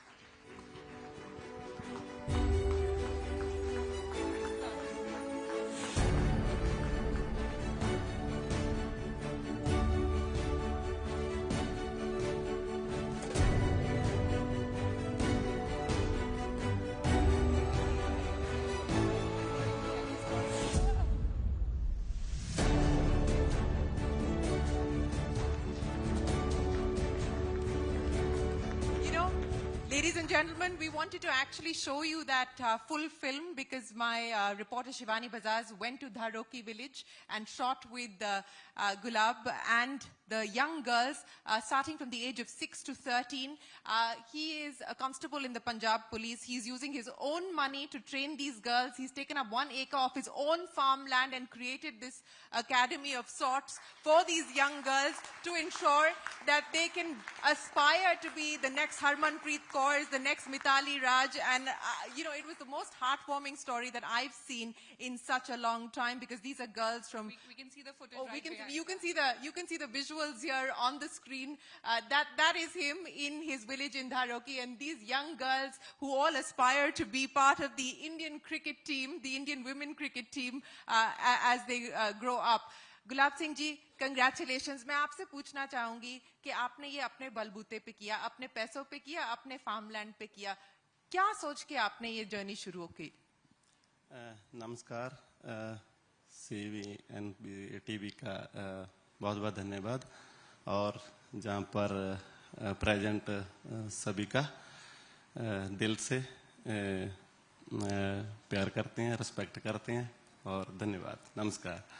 और जे start किया हमने 2019 में, तो तब तो अच्छा, सबसे पहले हमसे छोटी बात नहीं होगी, 2-3 मिनट लगेंगे. बिल्कुल बिल्कुल, आप 5 मिनट लीजिए. ठीक है सर. तो सबसे पहले तो घर की छत पर स्टार्ट किया लड़कियों को खिलाने का काम. तो उसके बाद थैंक यू फॉर कोविड. तो जब कोविड तो स्कूल बंद हो गए, तो मेरे को समय मिला अपनी छोटी सी एफर्ट को गांव में पेरेंट्स को कन्विंसिंग करने के लिए. तो एक पेरेंट्स के पास गया, उनको बताया, समझाया और एक बच्चे को हम ज्वाइन करते गए. जो भी बच्चा एक बार हमारे पास आया, तो बच्चों को होता है कुछ ना कुछ उसको लालच देके, हाँ, खाने पीने का और उसको ऐसी चीजें दिखाने का, तो उसको ऐड करते गए. तो उसके बाद फिर 18 गर्ल्स अभी हैं हमारे पास. तो चल रहा है जी काम उनका. Ladies and gentlemen, he has coached and trained 18 girls. We're calling them the Patiala 11, but we should now call them the Patiala 18. So, Gulab Singh ji, Harmanpreet Kaur का कंटेंडर का कंपटीशन आपके ही टीम से आने वाला है जी. हाँ, इन फ्यूचर यही है, सोचा तो यही है. तो कोशिश कंटिन्यू है जी अभी. हाँ, आप ये सब अपने, मैंने जैसे कहा, आप अपने बलबूते पे ये सब कर रहे हैं। आप आज इन सब के सामने बात कर रहे हैं, ये कंपनियां चलाते हैं, स्टार्टअप चलाते हैं, गवर्नमेंट से भी लोग आए हैं। कुछ आपकी कुछ अपेक्षा है सरकार से या कॉर्पोरेट इंडिया से, या आप जैसे हैं वैसे ही आपको लगता है कि ठीक है? नहीं, अपेक्षा तो हमको फाइनेंशियली तो नहीं कोई हमको चाहिए कुछ। तो अभी आप सभी कामयाब लोग हमारे सामने बैठे हो और टीवी पे आप देख भी रहे हो। अगर किसी को हमारी कोशिश, एफर्ट हमारी अच्छी लगी, कोई हमारी हेल्प करना चाहता है, तो हमारे पास, हमारे बच्चों के पास, लड़कियों के पास आके उनको हौसला देने का, है ना? तो अपना अपना लाइफ का एक्सपीरियंस देके उनको और आगे तक, इंडिया तक और वर्ल्ड तक लेके जाने का, है ना? नॉट फाइनेंशियली, पैसे का, अच्छा जितना हम कर रहे हैं उस पर इतना खर्च भी नहीं हो रहा, है ना? तो मेरी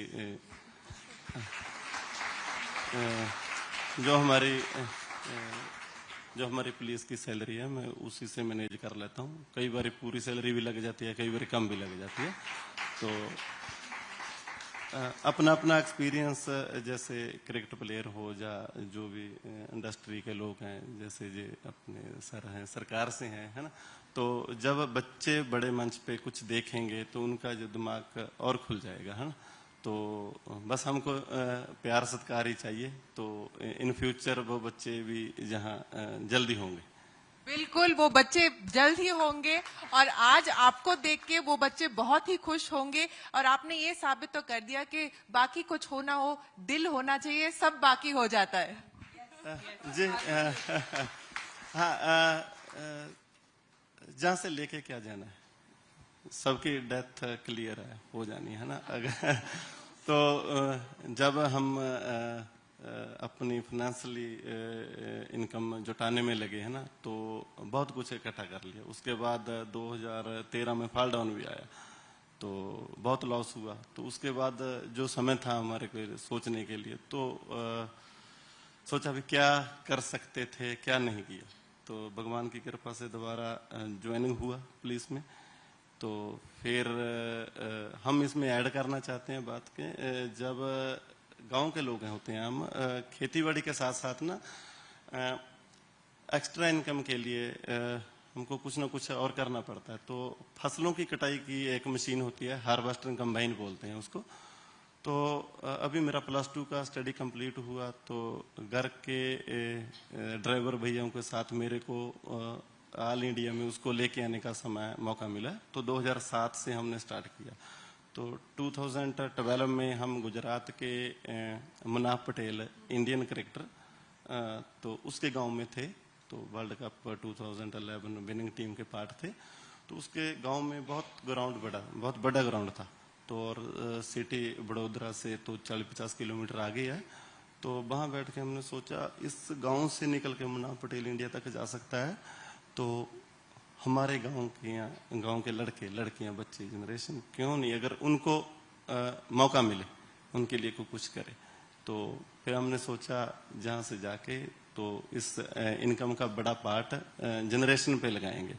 तो 13-14 में हमारा फॉल डाउन हुआ, तो जो था माइंड में रुक गया वो सारा कुछ। और 2016 में मेरा ज्वाइनिंग हुआ पुलिस में। तो फिर प्रॉमिस किया भगवान से, बच्चों से, गांव से, इनका जो मेरा सैलरी होगा वो मैं बच्चों पे लगाऊंगा। तो अभी जितना भी होता है लड़कियों के ऊपर, किसी से 1 रुपया भी, किसी पे अच्छे घरों की यहाँ लड़की भी हैं, नॉट पुअर फैमिली, तो किसी से कोई फाइनेंशियली हेल्प नहीं लेते और लेना भी नहीं, है ना। तो फिर आप एक बार मैं आप सभी से रिस्पेक्ट करता हूँ, उम्मीद करता हूँ आपकी CNBC टीम के शिवानी मैम तो हमारे पास हाँ जाके आए हैं। तो हम आप सर से भी रिक्वेस्ट करते हैं और सभी से, तो हमारे गांव में आओ, हमारे ग्राउंड में आओ, तो बच्चों को आशीर्वाद दो, तो उनको बहुत हौसला मिलेगा। अच्छा, उनके पेरेंट्स को बहुत हौसला मिलेगा। जब धन्यवाद पेरेंट्स का, जिन्होंने मेरे सोच को समझा, मेरे को बच्चे दिए, उनको और आगे लेके जाने के लिए। तो गांव के जो पेरेंट्स होते हैं, इंडिया के गांव के लोग होते हैं, जो पेरेंट्स होते हैं वो डरते हैं लड़कियों को किसी भी फील्ड में देने के लिए। जब कामयाब लोग किसी भी इवेंट में, चाहे इंडस्ट्री हो, चाहे कोई जॉब हो, या स्पोर्ट्स हो, जब उसके साथ खड़ के उसकी बात करते हैं तो पेरेंट्स को हौसला मिलता है। ये अच्छी बात है, बहुत आगे तक जाएगी, कामयाब लोग हैं जहां आगे। बिल्कुल। गुलाब सिंह जी, बहुत बहुत धन्यवाद और once again congratulations ladies and gentleman, a big round of applause. और उम्मीद करेंगे कि बच्चे आपके जो है वो इसी मंच पे खड़े होंगे और देश का नाम रोशन करेंगे। बहुत बहुत धन्यवाद। Gulab Singh Shergill, you've definitely inspired us all and all our viewers who are watching this. Many thanks, and once again, ladies and gentlemen, a huge round of applause for him. Thank you so much. Thank you for doing the honors. Thank you so much.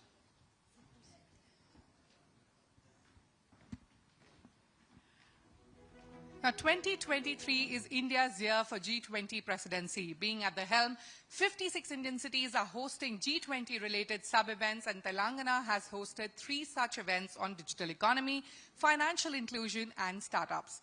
India's G20 presidency is inclusive, equitable, ambitious, decisive, and action-oriented, pushing forward transformative changes for women's economic empowerment. The G20 Empower 2023 under India's presidency is prioritizing the shift from women's development to women-led development. To elucidate further on the development and initiatives planned, I would like to invite Dr. Sangeeta Reddy, Joint Managing Director, Apollo Hospitals, on stage. Ladies and gentlemen, a huge round of applause for her.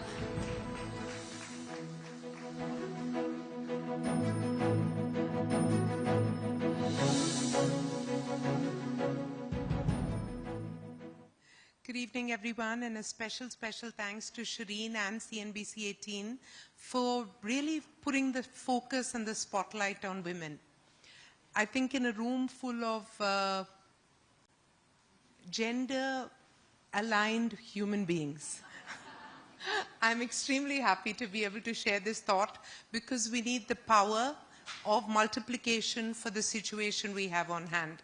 Let me begin by saying that the entire experience as the head or the chair of G20 Empower has been fantastic so far. I've been able to experience the depth of the problem, the multitude of solutions, the various initiatives being taken by the Indian government, and the appreciation across the world of what India is doing as part of G20 presidency. I'm here really to share very quickly some of those thoughts and then to seek your support and alignment to take these further. How do we multiply? We saw one women's industrial park, and thank you Telangana, thank you Jayesh Garu, thank you K.T. Ramarao who really pushed this when it was kind of floundering, and thank you women for standing there and saying we will make it happen, not for our own sakes but for others. So this is what G20 Empower is really all about. It's not for women who are in this room, it's about women who are not in the room. It's not for women standing on this stage or who could have been on this stage. It's for women who have not made it to the stage, but we can enable them here. And it's about parity, because if we look at it on the education side, women are close to 95% in the secondary school education. We're at about 60% in terms of economic activity, whether it's acknowledged or not, and at about 20% in terms of political representation. And yet it is estimated that it will take 151 years before we really reach parity on all levels. And it is for us to say at G20 Empower and all of you to come out there and say that we will not wait. Because that's what women in rural areas are saying, that's what women in schools are saying, that's what women who are driving buses or who are flying airplanes are saying. So let's say it together, let's accelerate, echo, and empower each other. So we are looking at few initiatives. I'm going to quickly go through them because I'm going to seek your help in each and every one of them. One of the first initiatives is really we're creating a playbook. This playbook compiles positive activities which are happening across the globe so that one can inspire the other. One can teach one government what another government could be doing. So please contribute to the playbook. Deepti, I'd love to hear from you. Jayesh Garu, more from your ministry. All of you women here, please, contributions to the playbook. The second very, very significant initiative is that we're sharing inspirational stories because women need to hear about other women succeed and men need to hear about other women succeeding. So let's get ahead on that one. The third important one is that we are calling for advocates, and thank you to the advocates in this room. So your organizations, your bank, your companies, please sign up as advocates so that your power to, your very powerful statement that we will stop at nothing but parity. Maybe we'll make that the line for G20 Empower for the World. We need all of you to sign up as advocates so that we see men and women of large organizations represent and say that equity is important. The next critical aspect we're looking at is tequity. Because as much as our women are moving towards equity, technology is moving faster. And the male adoption of technology is moving even faster. So while in terms of the education level, 43% of women are engineers or graduates in STEM, however, only 23% of them are in the workplace. I think Shireen spoke about the leaky pipeline. How do we ensure that every woman is tech-enabled? It doesn't mean you have to be an engineer or work in Accenture or Microsoft. But what we need is every woman to be digitally empowered. We are launching in 120 languages a digital inclusion platform to train women of 6 different personas. So whether you're an 8th standard passed or you're a PhD, you will find a persona and you will be able to educate yourself in technology. So please come on to this platform, educate yourselves, share it with your staff, share it with others, share it with your secretary. Find ways to people to enhance their lives, especially women. The next one, and I think one of our speakers said that the most, is what do women need? Beyond financial inclusion, but I will come to that. We're not going to let HSBC off. But beyond financial inclusion, beyond education or technology, beyond a job, what women very often need is a friend, is a support, is someone to say where to go, what to do, how to get where they want to go. So we're launching a mentorship platform. FICCI has done this earlier through MicroMentor, now in partnership with Niti Aayog and 20 countries. This is a global mentorship platform.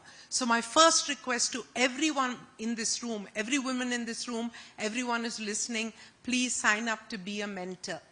Help the women who cannot be in this room. And thank you for raising your hand. Please, all of you, sign up. I need 10,000 women of Flow. I need every viewer of CNBC. I need everyone from your organizations to come up and say, I will be a mentor and help another woman just learn a few things more so that they can live a better life. There's a mentorship training program, there's a matchmaking, there's group mentorship. All these will be launched. July 1st is the soft launch and August during the final summit. So please be part of these initiatives. They are very, very powerful. And finally, I think G20 Empower was born in Japan, focusing on women in the private sector. So I request all the corporates, all the private sector individuals to please create role models, come forward as advocates, because it is your message that has the power to transform. You drive the economy, you create a showcase, you support women in SME. And in addition, very, very critically, it is very, very well documented that out of 100 people, 100 men who try and seek a loan, 60 of them will get a loan, and out of 100 women who seek a loan, only 23 will get that loan. We need banks to do something. It is said that there was, during our COVID, the crisis backstop loan funding was there for SMEs. The lack of female participation in the economic world is a crisis. Please, let's do something large and dynamic. So these are the various things we're pushing at G20. I really want to thank Shireen, and I request her to come up here because I think we need to really celebrate women who are raising the voice and the stature of women. So all of you, please give Shireen a big hand. And thank you. Thank you. Thank you very much for this initiative and for everything that you're doing.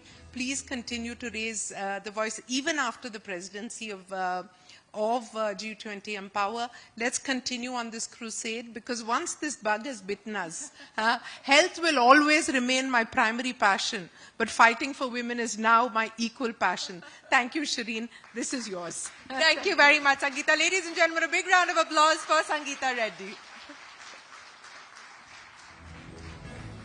Thank you, Shireen, and thank you, Dr. Sangeeta Reddy, for taking us through the different initiatives at G20 Empower and for that very powerful address. Moving on, pushing for diversity, companies are hiring more women for their shop floor jobs.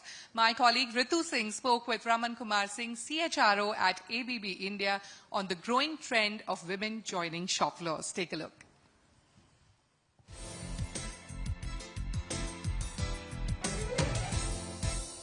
Raman, thank you very much for your time here on CNBC-TV18. We're here to talk about gender diversity and what the company has been doing, and I'll get into the specifics. Yeah. What is the sort of trends that you've seen in gender diversity? How many women on the shop floor are you able to get? Is it hard to hire women, convince them that working within factories and confines is safe for them to do? So having women in the factories is a little more difficult than having women on what we will call typical white collar jobs. Yeah. It is more difficult.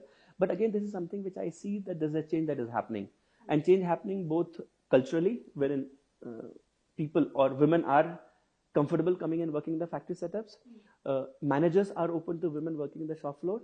And even governments are making those relaxations wherein, you had earlier challenges that you can't hire women beyond certain timelines, etc. So those flexibilities are being given. Yeah. So overall, I see that there's a positive trend towards women joining in the shop floor side also.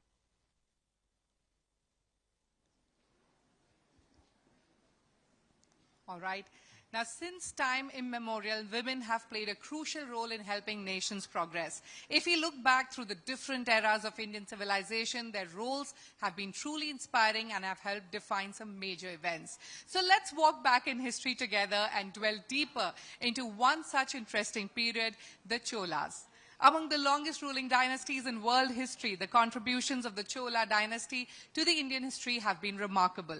So we decided to invite two women who have dressed up the Cholas in the movie Ponniyin Selvan. Please put your hands together for celebrated designer Eka Lakhani and jewelry designer Pratiksha Prashant of Kishan Das and Company, the ladies who designed the intricate jewelry and the hand-woven cotton and silk ensemble for the characters of the highly recognized and award-winning film Ponniyin Selvan, making them look larger than life.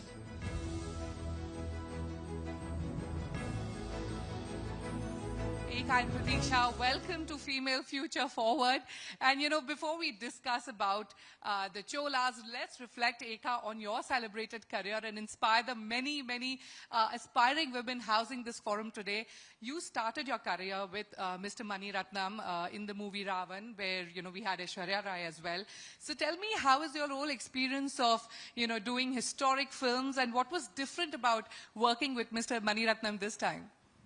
The thing is, I started my journey back when I was really, really young. I was 21, and this was Ravan, where it was Aishwarya Rai, Abhishek Bachchan, A.R. Rahman, Vikram. It just kept getting bigger and bigger. I interned with Sabyasachi Mukherjee back then, and I think I was really fearless. I had not done anything where I had failed so far. I had not started my journey so far. I had like a blank career, ahead of me. So I guess that's what really helped me at that time. When I was offered a film, I was like, yeah, I can do it. Like, what's there to fear about? And I was really, really fearless. So I guess that's where I began my journey with Mani sir. He's a man who has seen talent in lots, who launched Aishwarya Rai Bachchan, who launched A.R. Rahman. And I felt it was a blessing that he has seen something in me and given me a break, and from becoming an intern on his set to becoming a costume designer to having a 10-year-long career with him, doing all his films, and especially Ponniyin Selvan, which was his dream project. The only thing that changed is while I was fearless, when I started, I had a lot more pressure this time because now you have a career, now you have a body of work that speaks about what you have done. Now people are looking at you, trying to find faults or trying to see inspiration, you don't want to disappoint. You don't want to, Absolutely. you want to live up to yourself. Yeah. So let me quickly go to Pratiksha here. And one thing I firmly believe is that, one woman has the potential to help other women to grow and scale. Like, we've been discussing this here. Both of you collaborated, saw success together. And I think there was one woman who initiated all of this. That was Aditi Rao Hydari. And Pratiksha, I believe you gave Eka, all of 3 minutes to pitch. So tell us what made you say yes.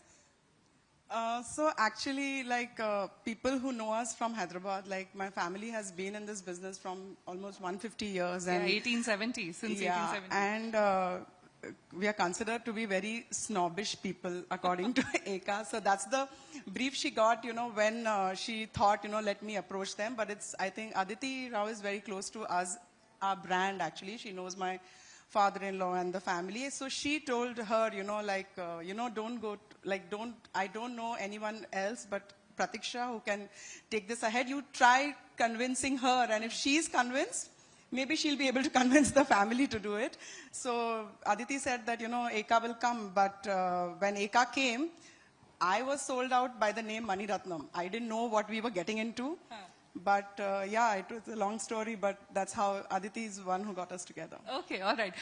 Now that we know the startup story of how you two collaborated, the movie is based on a fictional novel by Kalki. Tell us, in what ways did you seek inspiration to style each character? Pratiksha, why don't you start? It's the first time that, Kishan Das has partnered with a movie. So, how did you research? What all went into styling? So actually, when Eka initially approached us, Mani sir had already put a team together of historians and people who were doing the research. So even when Eka came to us, there was a sort of small research as in how the characters were going to look, like how their drapes were going to be or how their hairstyle should be. They had not tried the hairstyle in reality, but they did have a concept as in how they would look. So when when we started off, we mainly started off with the female characters because, doing jewelry today, we thought we would be, we wanted to first get a nod from Mani sir that, we were going the right track. So we started with the female characters, and we did a lot of look tests in that, in which I don't think, and I'm very sure that we couldn't have done this if Eka was not there to guide us at every step, like I said, how would we, because for us, films is a totally new thing. Shooting for a campaign, for an advertising campaign is very different from doing a film. Absolutely, because today, if I wear a necklace to this length and tomorrow there's a continuity, this necklace has to be this length, it cannot be this length. So little bit I knew, because being an architect myself, I'm very observant about, when I see older movies, and we see a little bit continuity defect, where somebody is wearing some earring, and my eye really goes there. So I was a little weary about all that, but Eka held my hand through and she said, no, things are going to be okay. And she helped me out at every step. And the much talked about hair jewelry, where did you research? How did you come up with that? Because women wore a lot of jewelry and, a lot of hair jewelry. So hair, I think Mani sir's team and Eka first, they had to get the hair correct. It was 90 degrees right absolutely, above. 13 inches. Yeah, so if you see Trisha's jewelry, it's right up there, So first they had to get the hair right. Then it was our job to, decor it, at the same time. We have the visuals going behind us, yes. And for Mani sir, one thing is for sure that, he likes, though it's of the Chola period and it's fictional, but it should be very close to reality. It shouldn't look that, oh, these people are, some characters, we are not sure whether they existed, So people should feel that, yes, this type of stuff could have been worn, these type of clothes could be worn, this type of jewelry could be worn. So he was very particular about that, the briefs that we got through the times. Sure. And of course, like I said, we did a lot of look tests, as in what goes with what character. And the other good thing about Mani sir is that he pushes you so much, if he likes something in a look test, he gives you the reason why he likes it. And if he doesn't like something is not working, he will say this is not working because of this reason. So you know that you're not going to go that path again. Yeah, yeah. So, and you spoke of characters, and there were very two strong female leads, of course, Kundavai and Nandini, and very contrasting characters. So, Eka, give us some deets on what went into styling. How did you style these two female characters? The film Punniyin Selvan has a lot of characters, but it's driven by women. Yeah. Kundavai has two brothers. She's a princess. The two of them are princes. But being even at that era, her voice wasn't lost. She was someone who was heard. She was someone who had a voice, who stood tall, who was confident, who was born in royalty, and she knew how to use her power right. These were exactly the adjectives that Manisa gave us, that while you're dressing Kundavai, she needs to look confident. She needs to look like she knows what she's saying and people are listening to her. So we decided we'll go very upright for her. We'll make her structured. We'll give her very strong pleats, things that add to strength, but in a beautiful way. Her jewelry, everything had symmetry. It was very disciplined when you look at Kundavai, which is Trisha. And when you look at Nandini, who's Aishwarya Rai Bachchan, for her, she was not someone who was born in royalty. She was someone who acquired royalty. She was someone who wanted the wealth. She was someone who wanted the crown. So for her, Manisa used adjectives like she's very mystical and she uses her beauty for her power, So when we were designing for her, we realized that we should play with layers and we should play with fabric and we should play with drapes and keep it all dreamy, keep it mystical, keep it a little fluid. So that's how we distinguish these two main characters. Okay.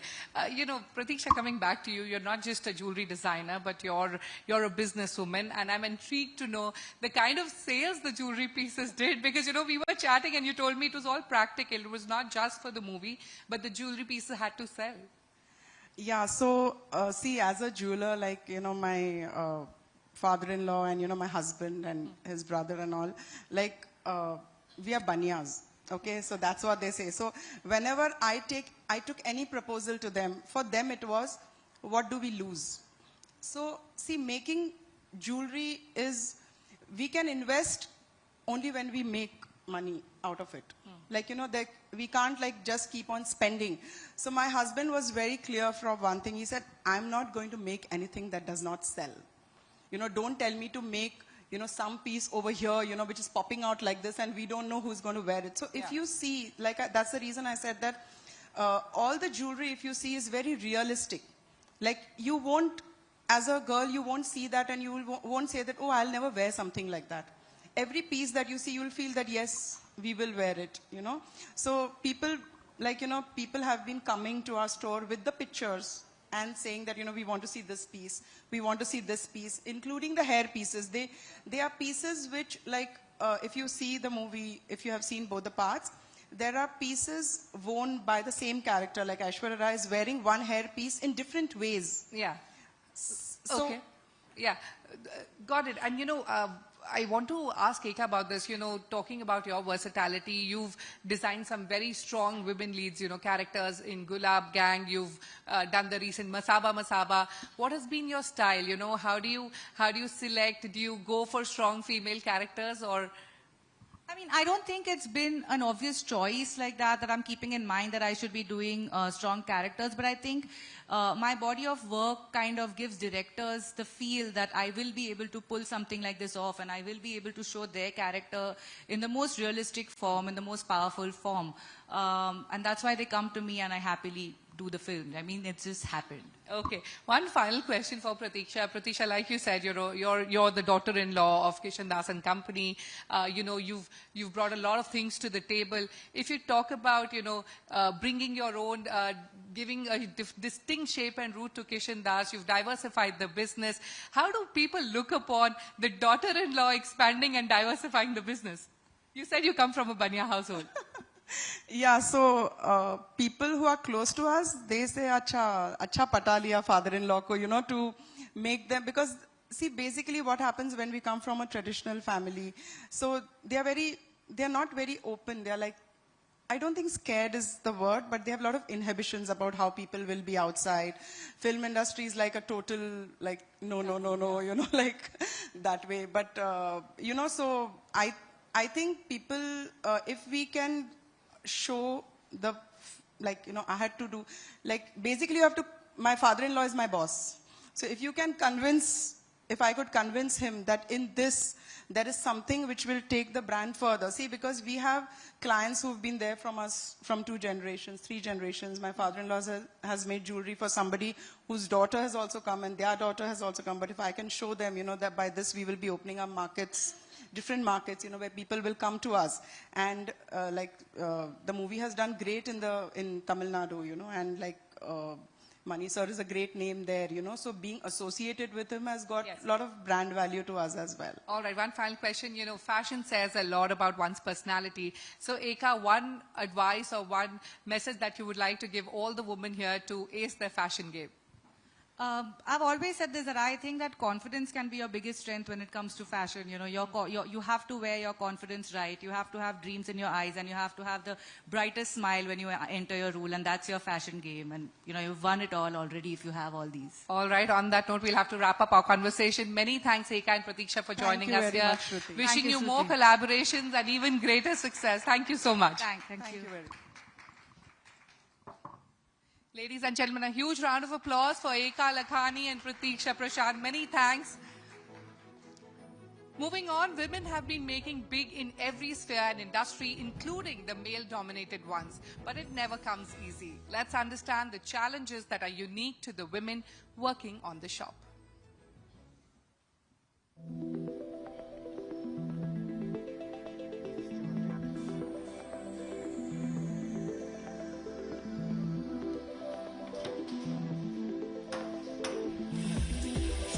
In sectors where manufacturing is a little more automated, for instance in FMCG or pharma, where the jobs require more skills and the pays are usually higher, the ratio of women is to men on shop floors is usually better. But in other sectors like chemicals, like in cement, there is still a long way to go. Here at ABB India, I spoke to some of the women on the shop floors to understand the challenges that are unique to them and what they're doing to overcome them. Aduvai Ammal joined ABB in 1989 at a time when women in the workforce, especially on shop floors, were few and far between. Working with a core manufacturing company for over 30 years, Aduvai Ammal has been breaking the stereotype that work involving heavy machinery is better suited for men. In 1989, when I joined ABB, actually, society is not thought about diversity and inclusion in the society. But in ABB, I was working with more than 10 employees, female colleagues, along with me. In that, 2 colleagues were differently abled persons. So that time only ABB was working in that diversity and inclusion.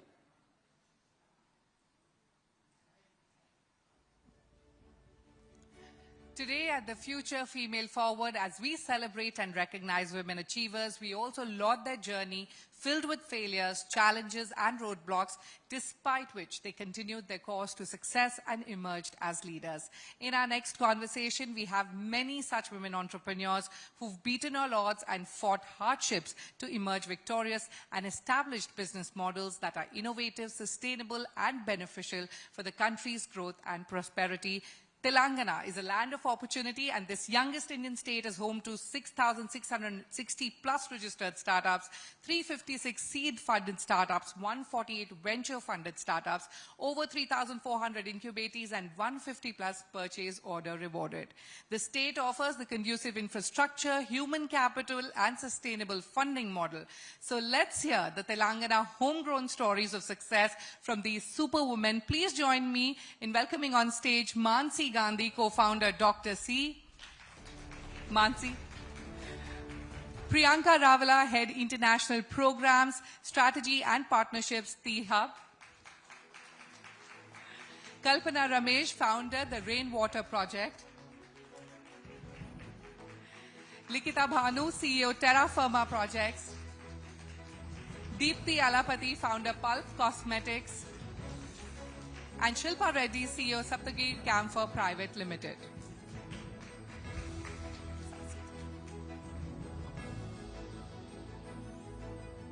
It's a proud moment to moderate this session with power-packed panel of women at the Future Female Forward Initiative. So Deepthi, let me quickly, start with you. Your brand was launched just a week before, the world witnessed, India witnessed a lockdown. Logistics support was restricted. There was restrictions on shipment. And I believe you logged about 2 to 3 lakhs of face masks order alone in just the first month. How did that happen? Talk to us about your business model. Before I answer that, I just want to tell everyone here that this is so special for me because I joined T-Hub as a second employee when we were at phase 1. So I know Jayesh sir, I've seen him on and off quite a bit, so this is very special to be here. So to answer that, yes, we launched 1 week right before the lockdown was announced. And everybody knows that launching a brand during a pandemic is just swimming across the tide. So we knew that we had to make some changes in the marketing strategy. And 2 things that really worked for us was we started building our brand advocates organically. So if anyone who knows a brand knows that it's very quirky, very bright, we use very bright colors. So anybody who ordered a face mask got a really cool box. And whether that person had 100 followers or 100,000 followers, everybody put it up on Instagram. So, because it was really Instagrammable, plus I think they loved the customer experience. So that worked really well for us because from one person to another, we were just building brand advocates. And the second thing that really worked for us was I think the pandemic really opened doors for a lot of startups like Pulp. Because I think they were looking for brands that were very transparent and ticked all boxes. So I think that really worked for us. All right, okay.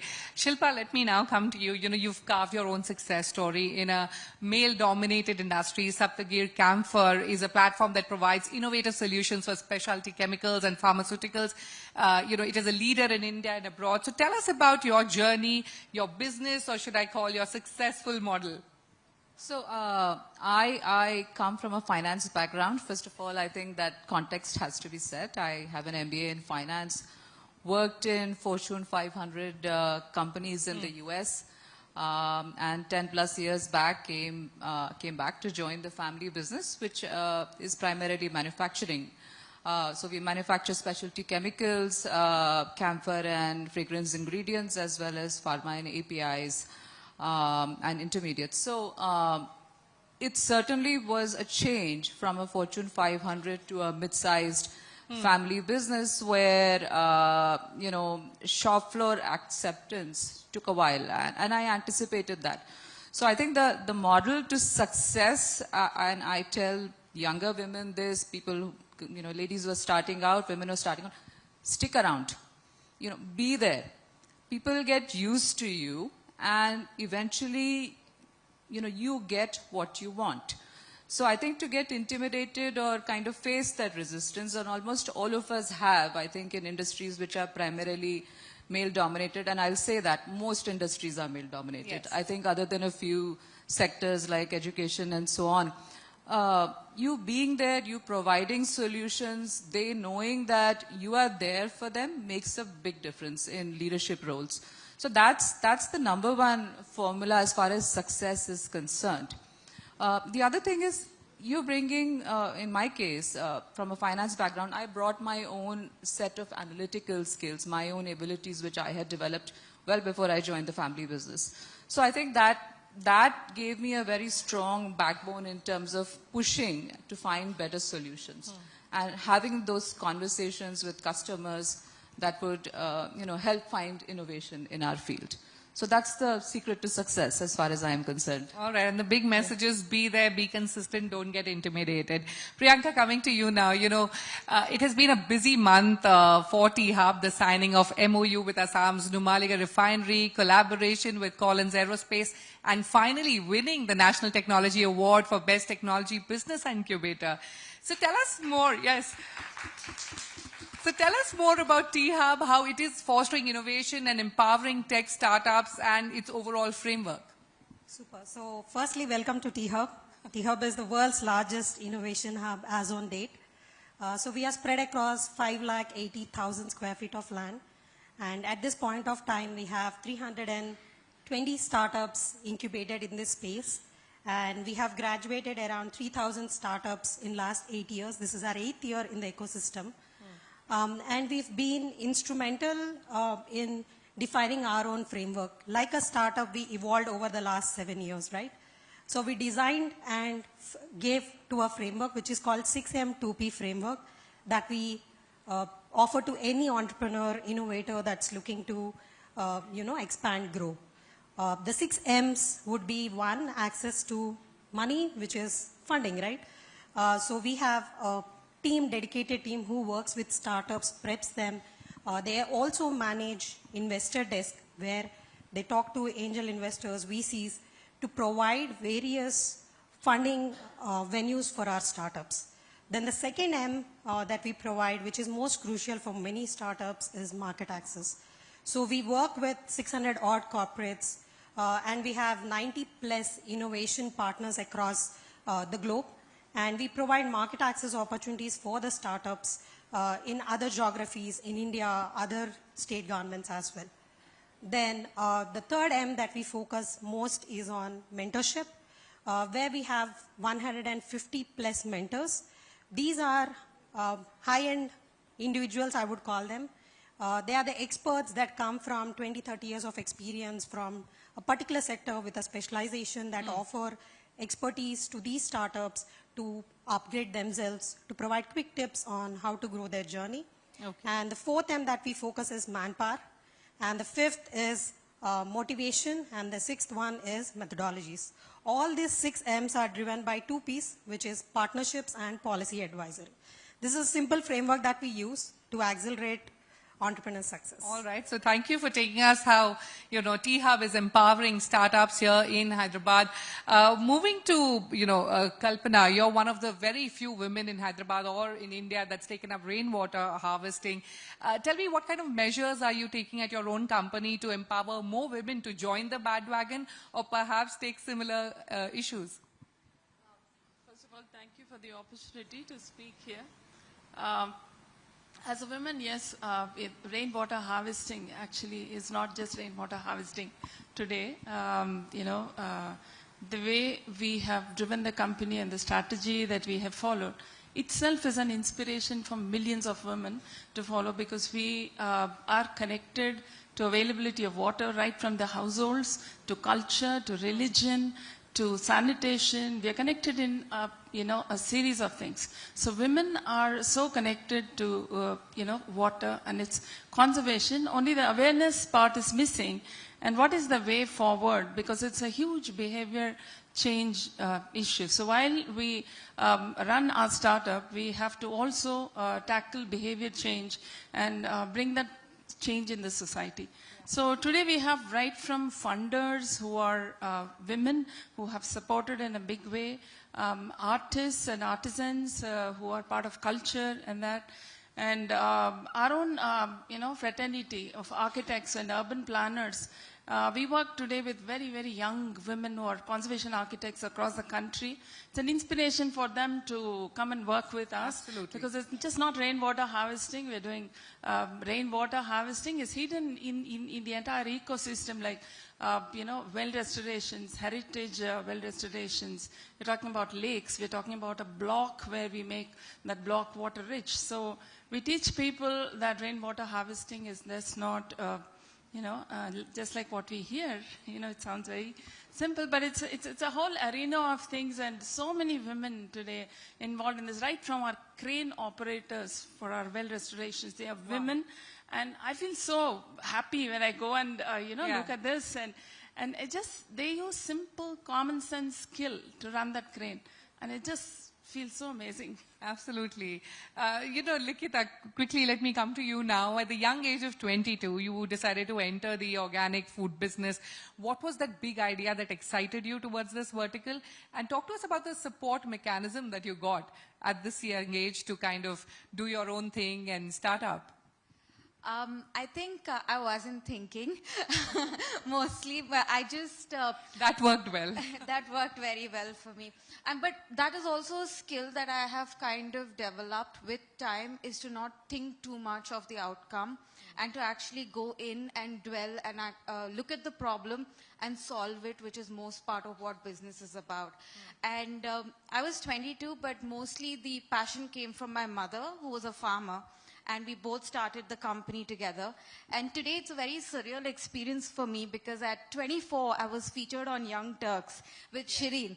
And 10 years later, I'm here.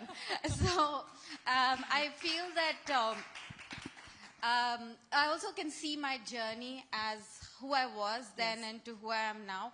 We've had a lot of support, but mostly I think it's about keeping focus and understanding that you're here to solve a problem and to focus on that always. Okay. Mansi, let me now come to you. Dr. C is a new age diagnostics player, is a tech-first healthcare provider. You're delivering customer-centric healthcare online and at home. So if you could take us through some of your offerings and the business model that you've devised. Sure. So we started in 2014 in the diagnostic space, but today we're building what we call the Internet Hospital. Our mission is to make healthcare accessible and affordable for the majority of India. So low cost and easily available healthcare. We're working on helping people screen at large numbers at home, and then working towards helping them find treatment as well. So we service about 45,000 patients every month and help them through most of the conditions that they find through that. And what kind of partnerships have you, brought in so far? We largely work with the ecosystem that exists in the geographies that we are. We work with healthcare providers that are in the top 5 or 10 rated in that city. Okay. And we partner with them, leverage their advantage, their brand name, and their expertise in the healthcare space, and bring that to consumers. All right. Shilpa, coming back to you in a career span of 20 years, and like you mentioned earlier, you've had extensive experience working with Fortune 500 companies in the US. Tell me, what's the scenario of female representation in leadership roles globally? So I don't think we can be very homogeneous in terms of what international leadership for women constitutes. I can talk about my own experience. The company that I worked for certainly had a very strong female leadership nurturing program. And it started all the way from an analyst level as you entered into the finance roles to going up to middle management and then senior management. So that ladder was very well built in terms of how much focus the institution put on it. It's always about your personal story. I think we talk about role models, but for me, when I was entering as an analyst role after my MBA, I looked at my boss. She had a young child. She was a manager. She was running a team of, 15 people. I just watched her for examples on what to do and how to manage my personal life. She didn't have to give speeches or talk about, leadership. I just watched her, and a lot of learning came from that. And of course, she's now a rock star CFO in Silicon Valley. I watched women who were in, financial controller roles, senior roles. And I just watched what they did. How did they interact? She had 3 kids and a husband. What did she do? How did she manage? Same thing, VP of marketing, who would say, I'm not a techie, I ask stupid questions. And sometimes it turns out nobody else knows the answer. So, you see that entire rung up the hierarchy, and then you understand that it's not that one woman CEO who sets an example. It's the woman who's ahead of you who sets an example on what you should do. So I think that, to me, was very, very meaningful. It set the path in how I deal with younger women who are entering the workforce now. And it's very important. In India, I think we have the problem of the broken rung or the leaky pipeline or whatever you call it, where women don't see role models or sufficient number of role models, and that presents a problem in terms of how do I manage my life? I mean, I have 2 children and all these responsibilities. Yes. You know, that's very and important. And then women leave. So we don't see much more in the leadership Yeah, because roles. then you feel that, you know, sort of unrealistic responsibilities are asked out of you, both at a work front or a household front. And you're not able to manage, you get stressed out and you leave. That's what happens in a lot of cases. So we want to say, this is how I manage my life. Okay, I'm not a superwoman, I failed enough, and this is how I do it. Lack of role models, have you all felt that too? Yeah. All right, so, you know, let me now move to a topic that was discussed earlier in the panels as well, which is lack of funding for women entrepreneurs. And Deepthi, let me come to you. You know, you started Pulp Cosmetics with your kind of initial investments. Tell me, what is the major transformation that needs to be done? So I think with startups especially, right? So I think initially when we start, we think that it's okay to bootstrap. It's okay to probably even wait until much later to get funding. But that's a mistake that every startup does. And I was lucky enough to have mentors early through my journey, and I found investors. And it's important to find investors at the right time, because you don't want to burn out, you don't want to, and it also helps with scaling, right? So you need the cash flow to scale the company, and if you don't have that, you can't progress. So I think it's very important to get the right investors at a right time, and also not dilute too much of your company in the first round. Make sure that you're smart, and yeah, we were kind enough by Antil Ventures to fund us. So but did you face difficulty in getting the right investors? Yes, initially, yes, because people don't understand, investors especially in India don't understand beauty industry. They think that it's a retail brand. So as soon as we launch, we make money in the next 3 years. But no, there's a lot of R&D that goes behind it, and it's not as easy to, you know, make money like other companies do. So it was very tough to convince the investors, but I think I did okay with that. Yeah. Surely. All right, Priyanka, let me come to you. You know, as a startup ecosystem enabler, do you think running more mentorship programs can help solve the women entrepreneurs' problem of lack of funding and help them perform better? Sure. I think the mentorship comes more handy when you are in early stages, right? So you need a lot of information. You look for a lot of support in terms of understanding much deeper engagement into the market segments, how your product can scale in other geographies, scale in your own native market, right? That's where the mentoring piece play a very critical role in your early stages. Once you move past in your growth stage, you look more at advisory support in terms of opening up market access connects, opening up, pitching opportunities in front of investor. That's the kind of mentorship that you look at. So absolutely, designed, structured, well outcome-based mentorship is what any startup would look for. And I think once we have that 100% mentor-mentee match, I think that's the critical part where it is very important for any founder to have that sort of mentorship. All right, my next question is for all of you, and whoever wants to answer this. You know, you're all experienced entrepreneurs. Are you seeing a kind of shift in the thought process of investors? Are they more willing to now invest in women-led businesses? Yes, go ahead. I actually have a counter example for Sure. biases with investors. Would So love to hear that, yeah. I think early on, maybe in the first couple of years of our journey, we're 9 years into it now, I did face a little bit of bias being a woman founder. I have 2 male co-founders, one of which is my husband. But I think as the company started scaling really well and growing really well, I have almost faced no bias in the last 7 years. And that's actually, I think, shows the growth in the investment community today, where people are accepting and understanding that women can do it all. Shilpa, what you agree with her? My view is the statistic. Only 1.5% of VC funding in India goes to women. So 98.5 goes to men, clearly. Long way to go. So there's a long way to go. And these conversations help a lot.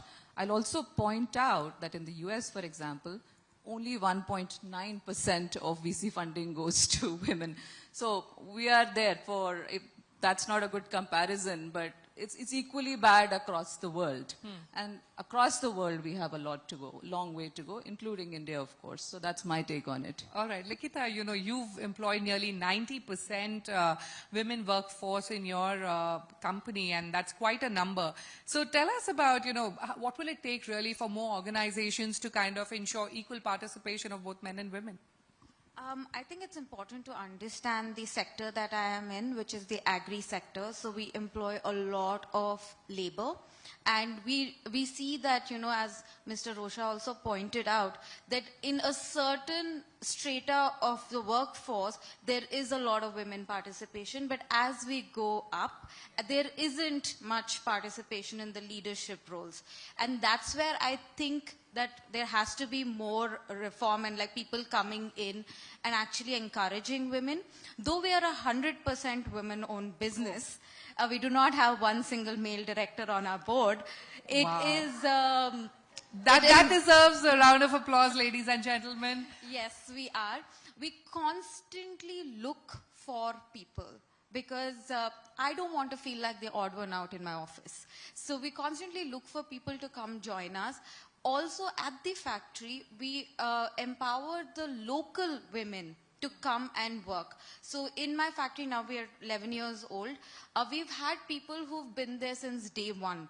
So during COVID, especially, I did not shut down my unit even for a single day because people turned up. They turned up to work every single day. We ran our factory even with 2 people or 3 people, and these were all women. So I think it's about nurturing that relationship, training them, getting them on board, and giving like a safe space for them to come in. That's been very successful for us to encourage them to come to work. Kalpana, talk to us about, similar to hers, how you're empowering communities and women to participate in the kind of projects that you're doing. So first of all, starting with my own sustainable home. So 100 women in our community know what is a sustainable home today. Okay. And we don't talk sustainability in theory. We talk sustainability in action. So straight away, that's that's how we talk. And a number of talks, awareness sessions, a lot of TED Talks, and so many talks in the media about what is, harvesting rainwater, how logical it is and how circular it is. And today we've created a microeconomy by developing, restoring a step well. We've actually created a microeconomy for 100 women who live around the step well. They have come up with interesting ideas to market their own products, food, and they make money out of it. So I think we've gone in several tangents, and I'm super proud of what I do today. I mean, it's rainwater harvesting is no more broadcasting information, but it is creating an action on ground. So an action-driven awareness, and also talking about a street that you can pick. I have 2 women in a slum area who have picked up a couple of streets, and they make sure that the garbage doesn't end up in the lake because they understand hygiene. They understand, taking care of their children and not go through dengue. These things, so empowering women in different strata, in different many ways. I mean, it's been an amazing... Amazing job, truly. Mansi, tell us what kind of gender parity have you maintained at Dr. C? So our team at Dr. C is squarely 50-50 men and women. This is everyone from entry level all the way to management. And actually, a lot of our managers are homegrown from the lower levels. So we're very proud of that. This was a deliberate effort on my part because I wanted the company to represent India and society basically, in terms of diversity in religion, race, gender, different parts of India, that sort of thing. All right, Priyanka, while the numbers of women-led startups have improved significantly, but the growth is not that impressive when it comes to, the female entrepreneurship index. So how do you think India can bridge that gap? So one, I think to start off, we don't have a common platform where we have benchmarked the legends or the leaders who are experiencing the same challenges across the globe, right? As she rightly mentioned, India is having one of the largest women-led enterprises, but it's just 20% of what we are. So I think blended financial mechanisms is one such way to promote women entrepreneurship. And we have, I think Telangana has the first Chief Innovation Officer woman, Shanta, driving grassroots innovation. We need to bring in leaders at that level who can actually stand as examples, driving innovation, setting up examples for other people so that they can relate to it and, go forward with it. Sure.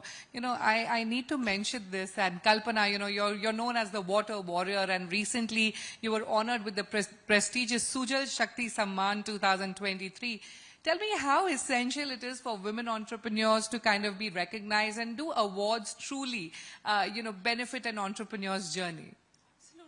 Absolutely does, because it's an inspiration for 100 more women to see that, this journey is successful and you are recognized by the nation. I mean, at a national platform, at the Jal Ministry, for what you do, you've been recognized. So that's a huge inspiration for a lot more women to step into this entrepreneurship, which is actually rainwater harvesting is a multi-crore business. If you actually strategize it and put it on the table and work around it, and it is creating sustainability, circularity, and not depending on water from rivers, and you are becoming sustainable as a city. So I think women, a lot more women can come into this arena, seeing this success story from where to where. I started as an architect and designer with my own sustainable home, and where I've reached today. So it's an inspiration for many people that you've seen that, on these platforms, you've been honored and recognized. I think it's maybe a role model for few, because I didn't have a role model to follow, because I honestly wanted to do something about it. And I thought my 8 years of journey as just driving awareness as an NGO didn't take me anywhere. The last 2 years of creating an enterprise for rainwater harvesting and creating my own DPRs and seeing how to implement smartly, He's really got a few crores in the last 2 years is something I'm so proud of. Yeah, absolutely. And on that I'm creating impact in a very, very big way. And on that impactful note, it's time for me to wrap up this conversation. Thank you so much, ladies. A huge round of applause for the Wonder Woman of Telangana. Thank you for sharing your stories of hardships and success. Many thanks for joining us this evening. Thank you. You can leave the microphones here. Thank you so much.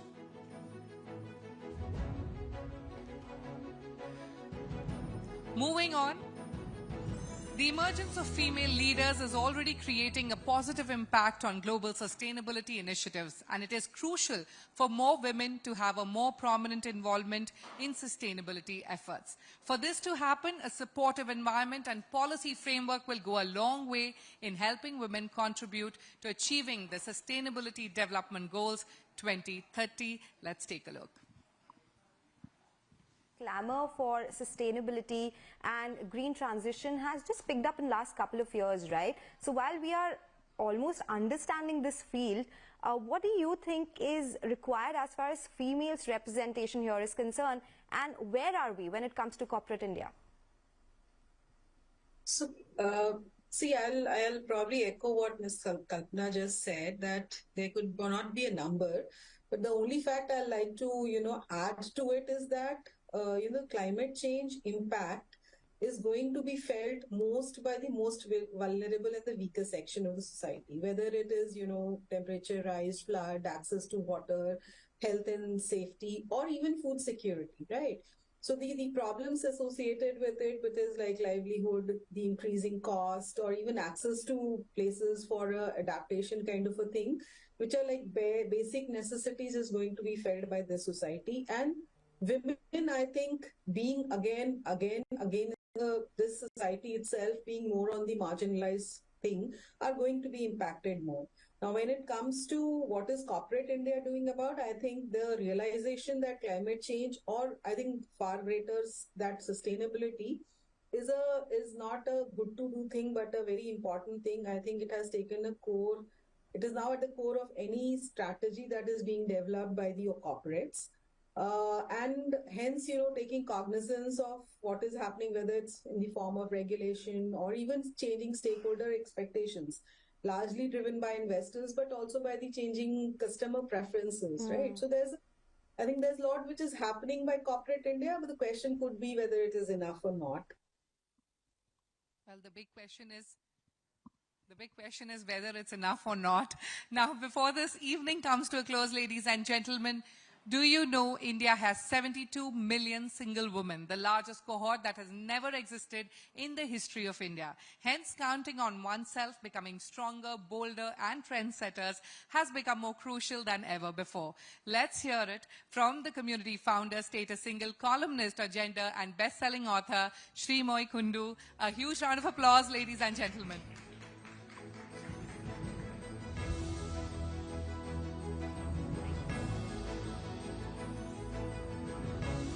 Good evening, friends. I think the male population has thinned down and it's truly become future female forward.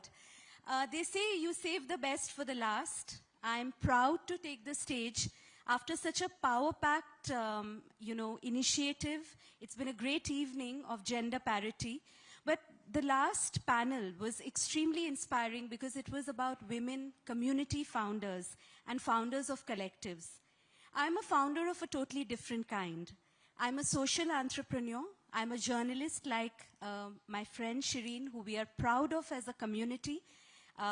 Journalism is considered today a very debauched profession and given many superlatives, but there are women like Shireen who walk their talk and they fight for the right causes. I think a big round of applause for the channel and Shireen. Thank you. My own journey of singlehood began through the eyes of my widowed mother, a woman who lost her husband to the shadows of schizophrenia after my father's death by suicide. A young mother with a little child moved back into her maternal home. A common story. We've all, read about it. We've seen that in our families after a divorce or a death. We've seen so many COVID widows. The parents' home is the biggest social security and often the biggest financial security for women in this country. What I saw growing up was social stigma. My mother would shop for the trousseau of her favorite sister, but not allowed to be a part of a gai holud or a haldi ceremony. A shad or a baby shah, my mother would be told, you know what, you can't participate. As you know, in Bengal, we worship the mother goddess. But as a mother, as a wife, the highest validation for women all over the world still. And we have, according to me, very divisive customs, like, for instance, Shidur Khela, which divides women on the basis of their marital status, when actually what the world needs, as Dr. Sangeeta Reddy said so beautifully and powerfully, is for women to stand up for each other and share their stories, mentor each other, and be each other's strength and support. Ma's story stayed with me, especially when it had a rainbow twist, when she was exactly my age, 44. She met a wonderful man from this state, of course, a domicile of Bangalore, 13 years younger to her, and she took a bold step. I know that word is very cliched thanks to Bollywood, but she became Mrs. Krishna Rao, and 12-year-old Srimoy gave her mother away. I think that was a very, very bold step, but once again, we faced a lot of social ostracism. As a 40-year-old woman in 2018, after having authored 4 best-selling books, including India's first feminist erotica, Sita's Curse. I'm not plugging my books here, though my publisher will be very happy. But I decided to write the story of Indian single women. I was shocked myself as a former editor to learn that we have the highest population of single women in our country, 72.5 million, which is over 7 crores. That's more than the population of Great Britain and Switzerland put together. We've overtaken China in population. We've also overtaken China in terms of single women.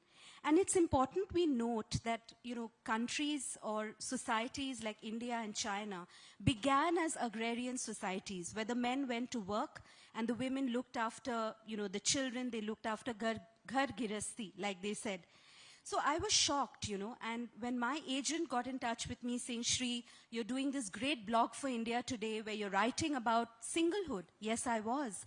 I was writing about facing housing discrimination. When I went to Mumbai as a lifestyle editor, my broker told me, you must wear your diamond ring on your left ring finger. And I said, why? I mean, what's the problem? He said, madam, a bachelor girl kehla jaoge.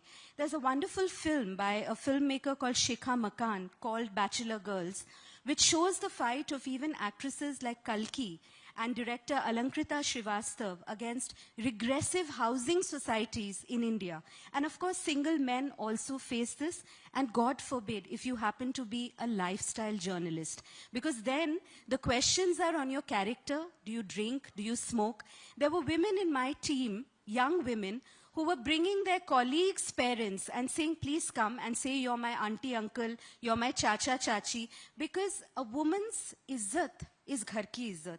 And housing societies and often offices think that it is their moral prerogative to protect this.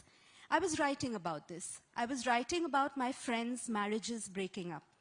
I was writing about women with disability.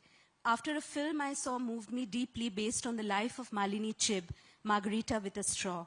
Shonali, who is the director, I consider her a community member, was also talking openly about her bisexuality. I was intrigued by concepts of polyamory that I was coming about. Dating apps in 2018 were bursting on the scene like rental cabs. And I saw Indian women wanting to break free. Tier 2, Tier 3 cities, women in those cities were buying sex toys, which is the biggest industry, though we might squirm and still not talk about menopause, but vibrators are selling.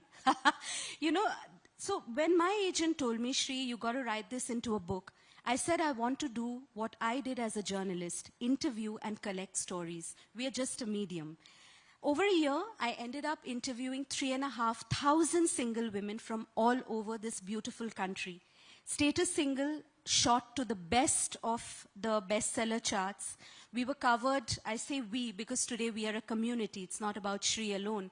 We were covered in the LA Times as a seminal work of female identity. The New York Times covered us. We were covered in the London Guardian. And many other publications like the BBC recently did a story along with Vice on how singlehood is now a revolution. It is a movement in a country like India where still, no matter how successful you are, how many affairs you've had, are you a divorcee or not, who are you going home with, why is your daughter not married, is she a manglik, do you need to see an astrologer, this is the reality of a country like India, which today boasts of 13 million single mothers. A round of applause for single mothers. I was raised by one. And I think, hats off to women in the media, single mothers. I've had so many in my team putting their children into creches and working late night shifts, going into interiors for stories. If you see the cover of Status Single, my book, I wish I had sent a shot which you could share. Every time I ended an interview, maybe Shireen can relate to this, there's that one question which becomes like a repeat, right? Which you ask to everyone.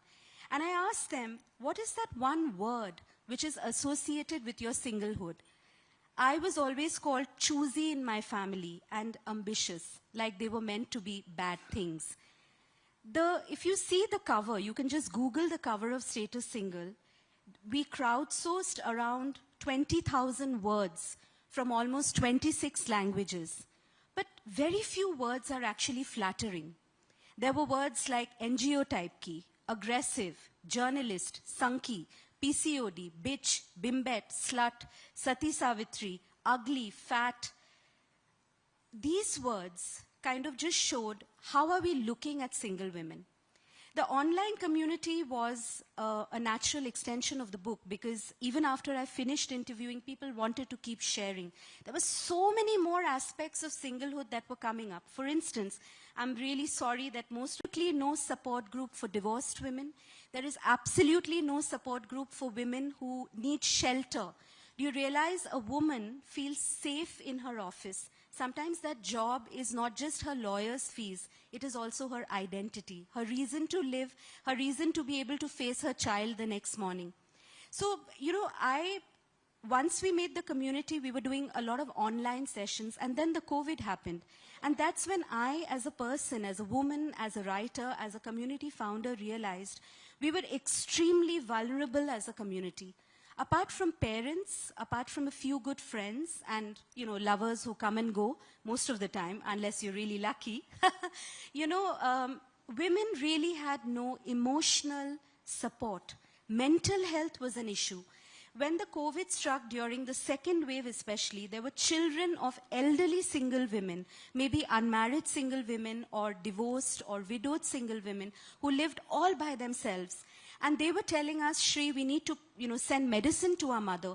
There's no caregiver. The caregivers have stopped coming. Women were calling me and saying that offices have made it online working, but I have only one laptop, Shri, and my child has now graduated to online education, so I have to, what do? I need another laptop. Women were losing jobs, and entrepreneurship was developing. In my community, I must say to all these gutsy entrepreneurs, there are so many first-generation entrepreneurs. Some of them have fought legal battles with the husband's family when the business was given over to the brother-in-law or the sister-in-law who was married. In 2021, one of the young girls from the Kolkata, part of Status Single gave a clarion call saying, let's meet.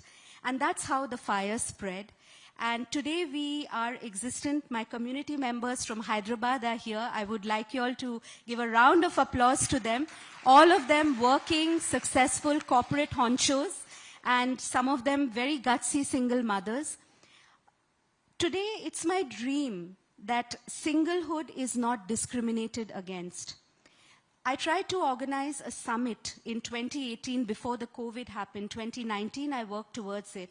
And I found a lot of resistance amongst women corporates because they told me, oh, this is going to become like an activist thing.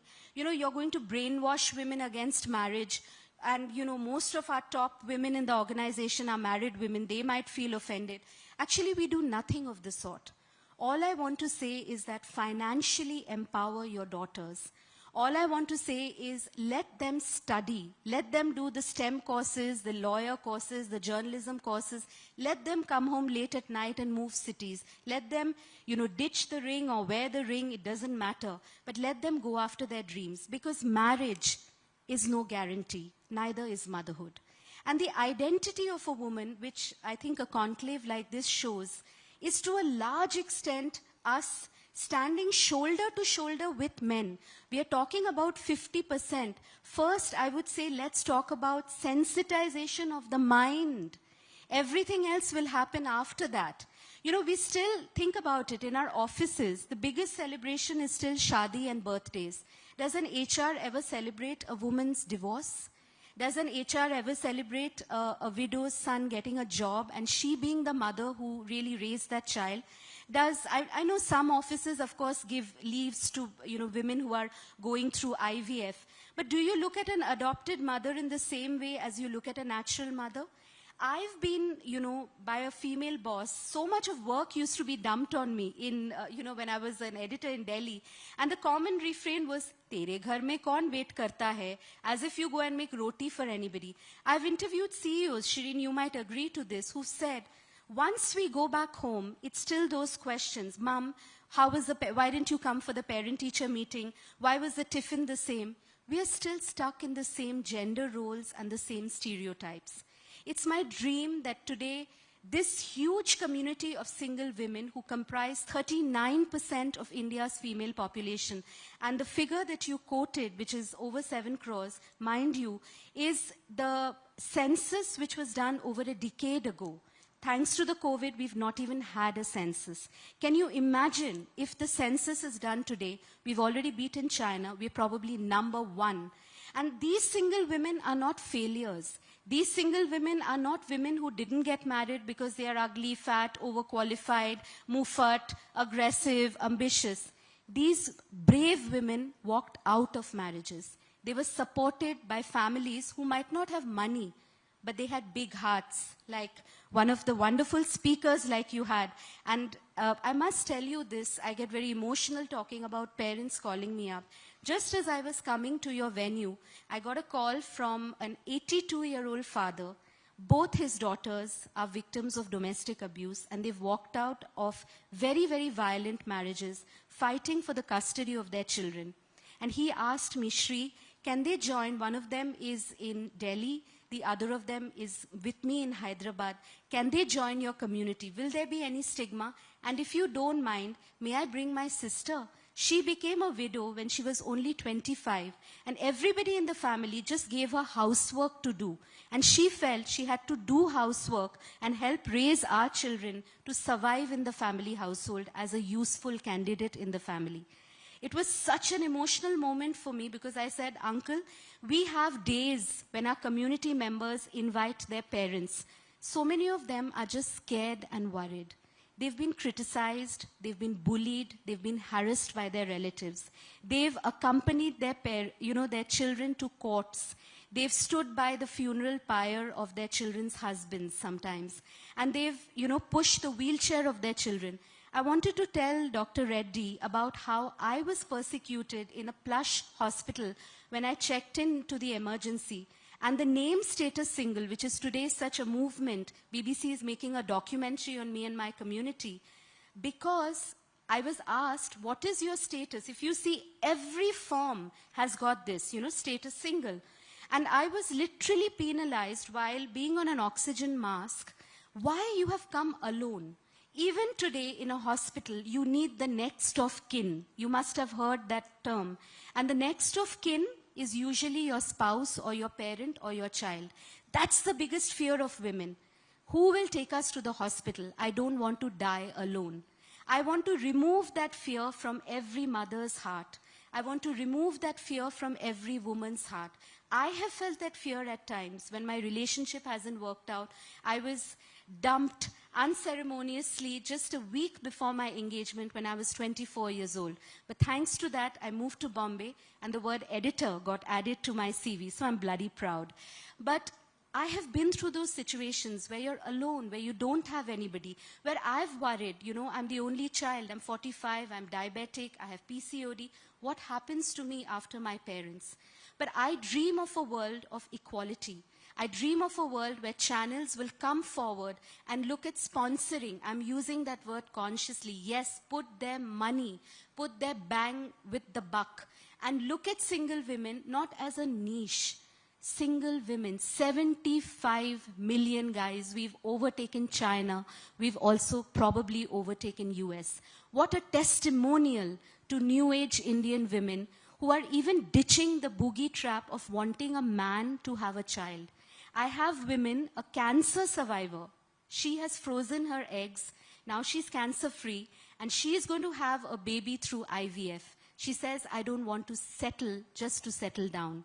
That's the woman of India. That's the woman of the 21st century. I hope we foster. My sister is only 14. I dream of a world where if she somehow doesn't find a partner, or if that marriage or relationship doesn't work out, she's not looked at as a failure or a basket case. She becomes an entrepreneur. She wants to be a chef and open a cafe. She, explores her sexuality. She becomes whoever she dreams to be. I want to tell Indian parents, please stop pressurizing your daughters for marriage. Think of them as people. Think of them as equals to your sons. I know in a room like this, you might be saying, oh, but we don't belong to this family. But the gender parity at work, and like I said, the first thing corporates have to do is gender sensitization. First, the change has to happen here, and then in boardrooms and in offices. So I want to congratulate CNBC for this brilliant initiative. Thank you, Shireen, for giving me the platform. May I proudly say that you are a sister of the sisterhood, and you've shown, like so many women, that if you're good at your work, and if your face is on the billboards in the country, to hell if you are still, or maybe up till now, status single. So cheers, and this is our community initiative. We do this. So all of you, if you can just do this for us tonight. Yeah, all my community members are here. Their parents are watching. Their children are watching. We have women with disabilities, LGBTQI, women as well. and we welcome more and more diversity. It is an intersectional community, but that is our strength. Because isn't that what the beautiful plural culture of India is? Unity in diversity. I hope one day we are not, or I am not asked questions like, is this an andolan? Are you brainwashing women? We are not. We love men. We want them as allies. We want them as colleagues. We want them as partners, whether spouses. And we have an ally program in our community. You know, a lot of women say, Shri, you know, what if we find a partner? What if we choose to get remarried or married for the first time? No problem. Like an alumnus in a school, you become an ally. You know, we have WhatsApp groups with, you know, today we are a community of over 6,000 women. And I think we are just growing and growing. And I feel strength in numbers, but also strength in diversity, in character, and in courage. I salute my community. Thank you for showing me that my mother was such a lion-hearted woman. Thank you for showing me that I, you know, was right in not wanting to throw myself into evening traffic when my engagement broke off. And thank you for showing me that sometimes fighting the right fight is much more important than fighting the big fight. Thank you. Ladies and gentlemen, a huge round of applause for Shri Moi Kundu. You've given us so much to think about. Many thanks for joining us here, and of course for giving us a very distinct perspective on the lives of single women, and for highlighting the fact that women need to support and mentor each other. Ladies and gentlemen, thank you for joining us tonight and being a part of our very special initiative, Future Female Forward, a women's collective. I would also like to thank T-Hub in helping organizing this wonderful Hyderabad state chapter, and each of our partners, HSBC India, HCL Tech as a co-presenter, Deloitte as knowledge partner, FICCI as industry partner, and Reliance Industries Limited as an associate partner. Thank you all for being such a fabulous audience. Do join us for cocktail and dinner. Thank you.